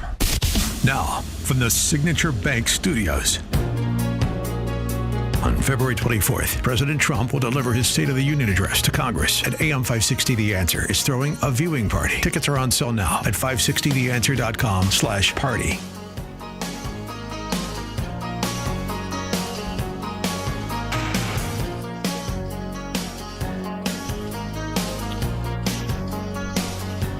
Top of the morning, Dan Proft here. Retirement decumulation.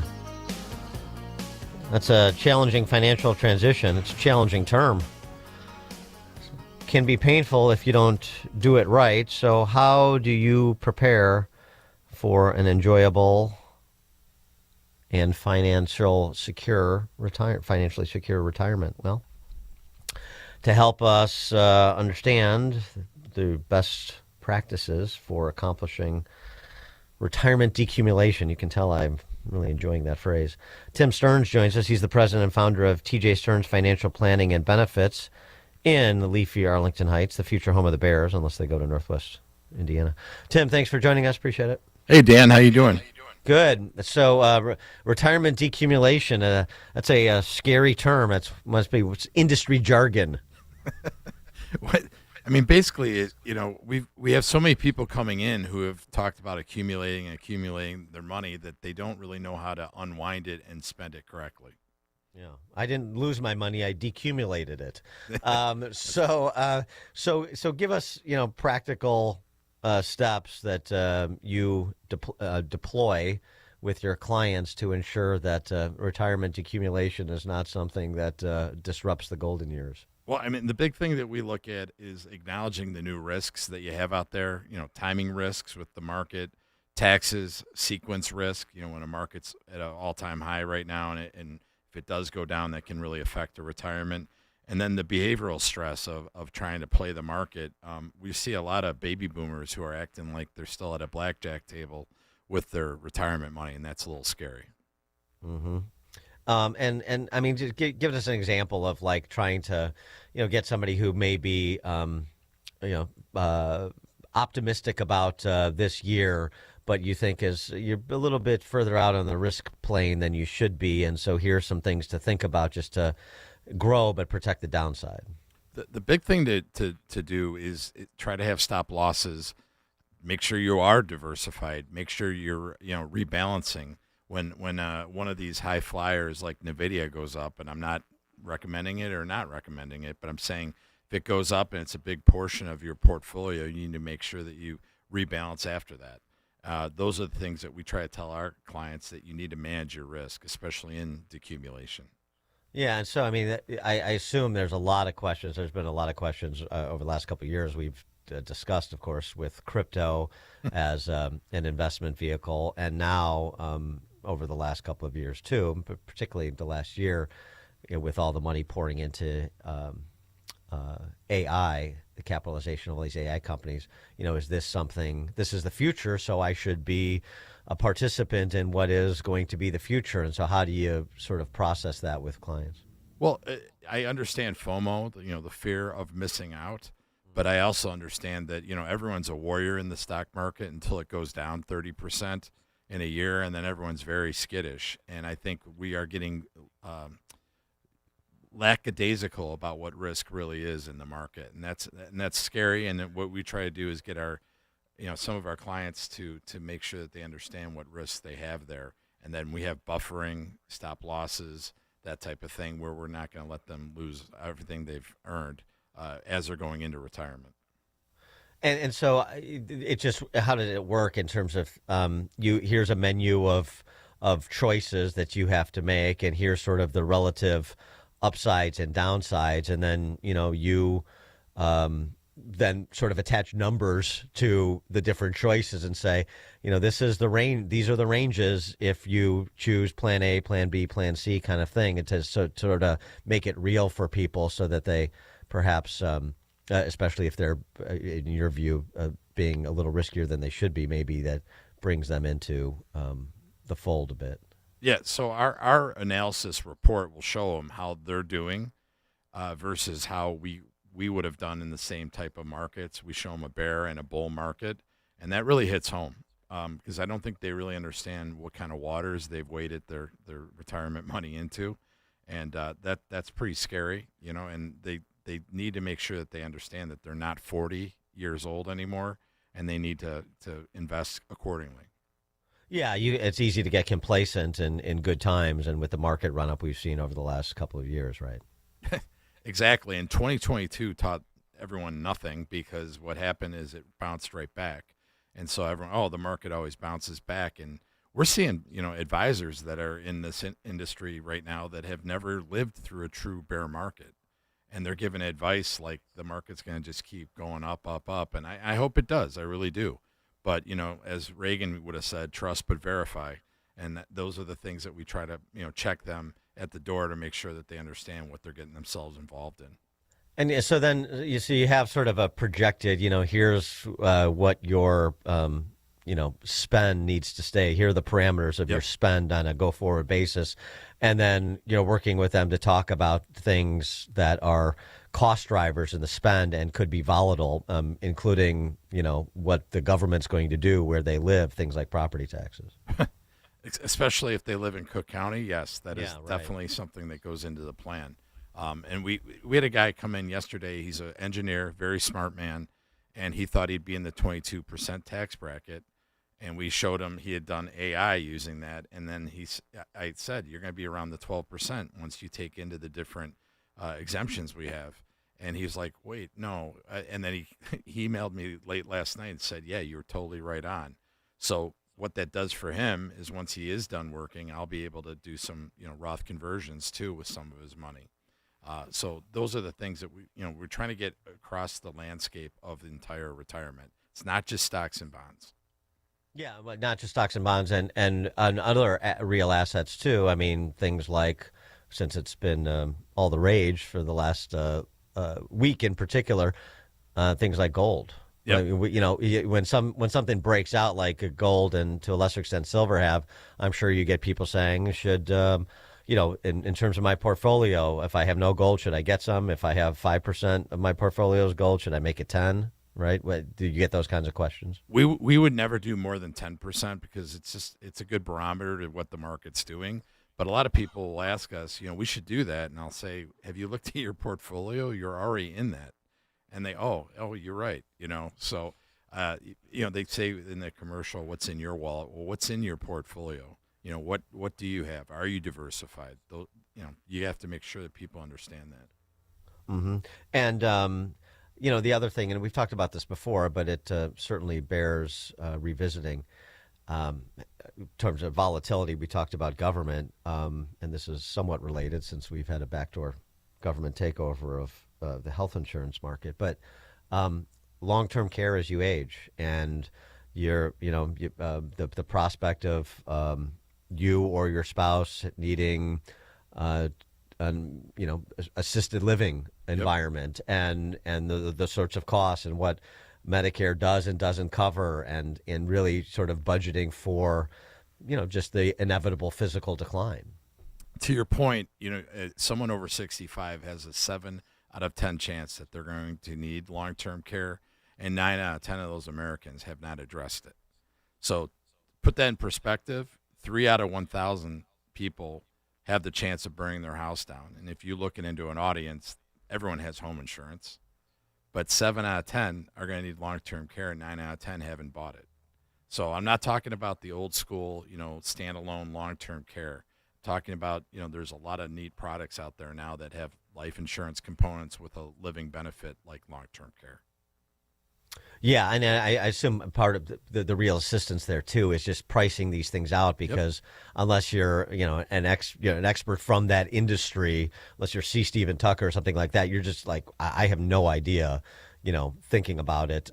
Hopefully I'm not going to need that quite yet, but thinking about sort of the costs that are associated with that. How does that industry work in terms of the year over year increase in cost for said services, that those sorts of things. It's just not something that people can easily price.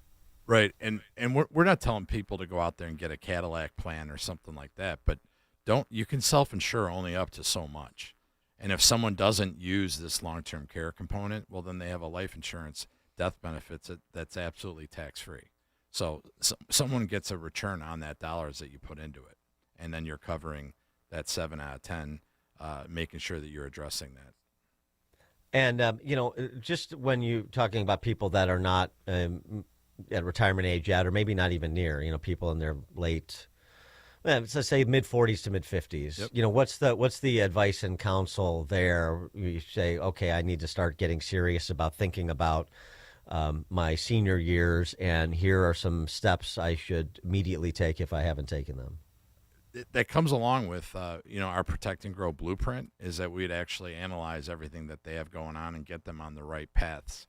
And, they can have we run into a lot of people in their 40s and 50s that still have that slush fund that they play with stocks, Apple, NVIDIA, et cetera, and that's great. And you can have that. But when it comes to your real true dollars, you need to have a plan with those for your retirement.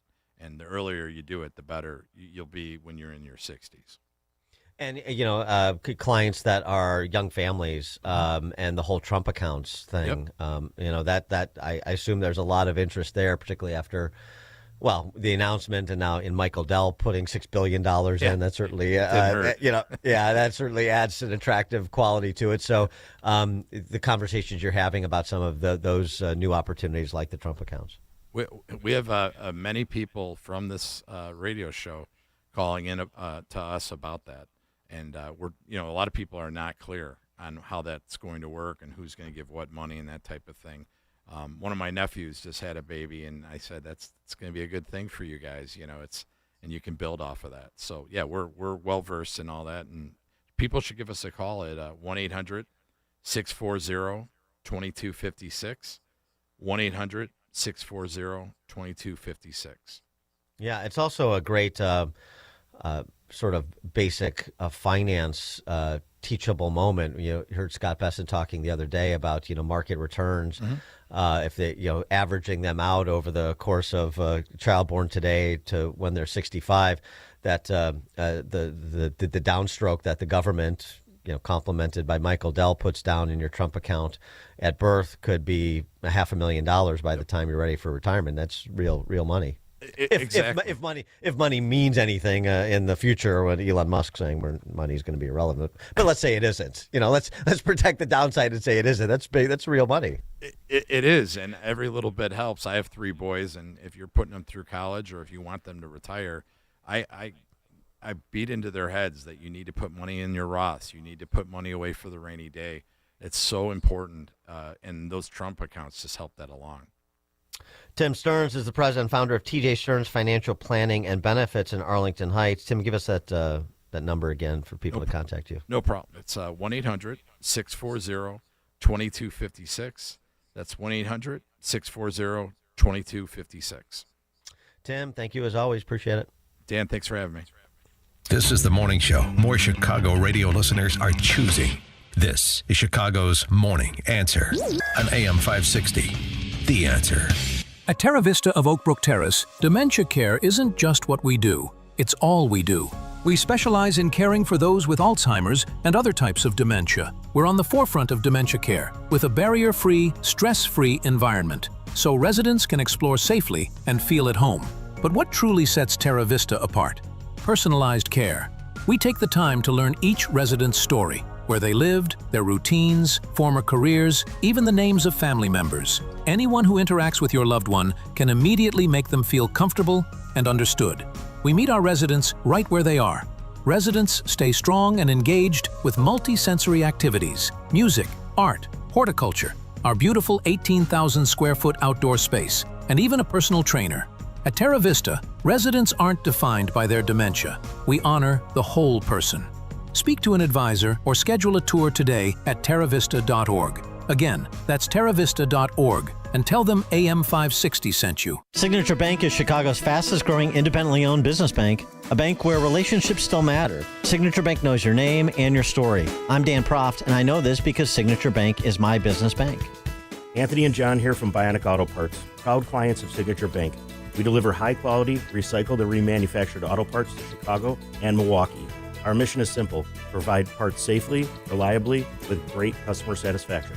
We process over 350 vehicles a month. With big banks, everything took forever. Layers of approvals and endless delays. At Signature Bank, one call got it done.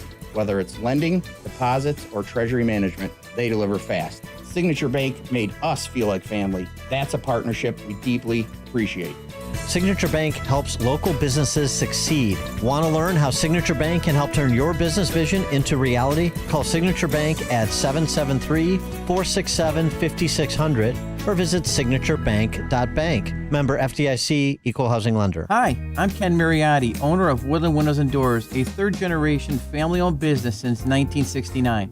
We know you're bombarded by choices when shopping for new windows or doors, so we're inviting you to experience the Woodland difference. For decades, we have been transforming living spaces with Marvin Windows, a fifth-generation family business. Marvin replacement windows have been known to increase the warmth of your cold rooms by 10 degrees. Think about that, 10 degrees warmer. When you welcome Woodland into your home, you will get a product expert to transform your living spaces, full-time, dedicated professional installers that you can trust in your home, along with the best products like Marvin. These are the reasons we're proud of our 5-star reviews and family legacy. No gimmicks, no pressure, and upfront pricing are why Woodland Windows and Doors is your trusted window and door expert in Chicagoland. Visit woodlandwindows.com to book your free in-home expert consultation. That's woodlandwindows.com, or stop by our showroom at the corner of Lake and Geary in Roselle. AM 560, The Answer.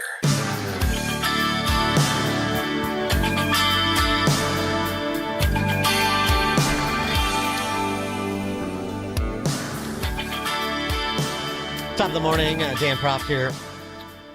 We got another traffic stop, another for the So You Want to Be a Cop. I think we need to make this a series. So you want to be in law enforcement. This is really incredible. A woman got a ticket after her car slid off the highway in Michigan, Farmington Hills, Michigan, to be specific.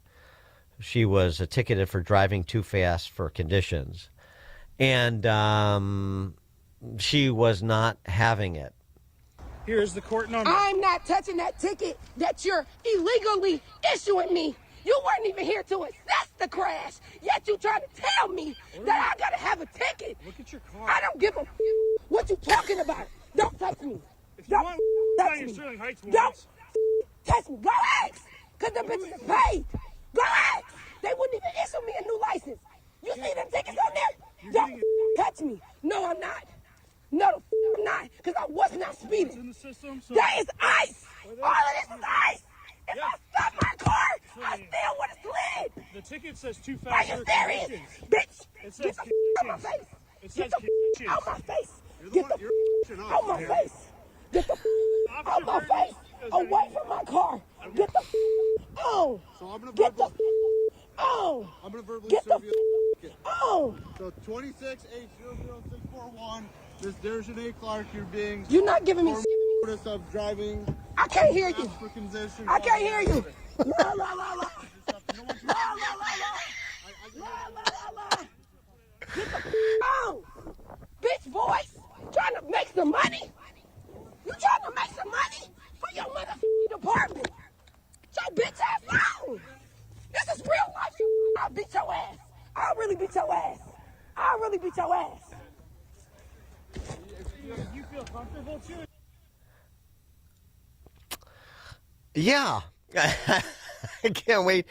I can't wait till she is whistled into a court of law in one form or the other. Either she shows up for her ticket or there's a bench warrant issued for her arrest and she's dragged in to deal with this ticket that was in fact issued, whether she wanted to hear it. La, la, la, la. I can't hear you. That is going to be something to behold. Yeah.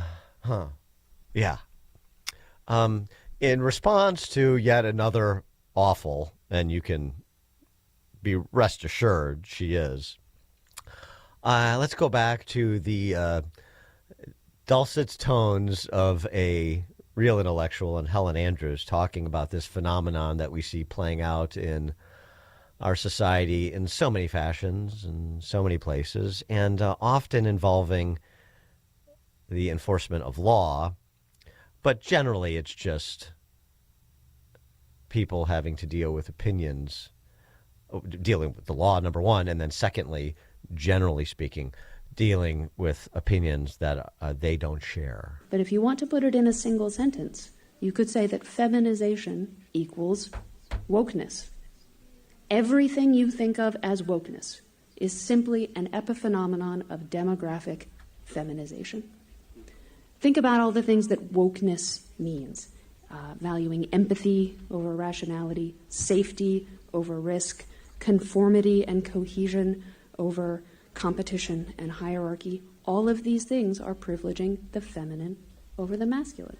So if you have ever wondered why wokeness appeared out of nowhere when it did, that is my hypothesis, that all of the institutions that began admitting women in the 1970s eventually got enough women that they were able to reorient them. For example, women are consistently less supportive of free speech than men in surveys asking which is more important, protecting free speech or preserving an inclusive society. Approximately 2/3 of men say free speech, and approximately 2/3 of women say inclusive society. In moral reasoning, the traditional way of phrasing the difference between men and women is to say that women have an ethics of caring and men have an ethics of justice. In making a moral judgment, men will ask, what are the rules and what are the facts? Women tend to be more interested in context and relationships. So let's apply that to wokeness. When James Damore wrote his famous, or I should say notorious memo for Google, arguing that female underrepresentation in the hard sciences might not be the result of bias and prejudice, no one even attempted to argue that he was wrong on the facts. The reason that he was fired was because the things he had written might make his female coworkers feel bad or consider that a coward. Yeah, that's it. Feelings greater than facts, boiling it down. Thanks for joining us on another edition of Chicago's Morning Answer. It is now 9 a.m., AM 560 WIND. There's going to be less ice in Minneapolis. I'm Dave Anthony, Fox News. We currently have an unprecedented number of counties communicating with us now and allowing ICE to take custody of illegal aliens before they hit the streets. So Border Czar Tom Homan just said in Minneapolis, where he's now in charge of a much protested immigration enforcement. I have announced effective immediately, we will draw down 700 people. But despite that drawdown of agents, Tom Homan says this will not change. President Trump fully intends to achieve mass deportations during this administration, and immigration enforcement actions will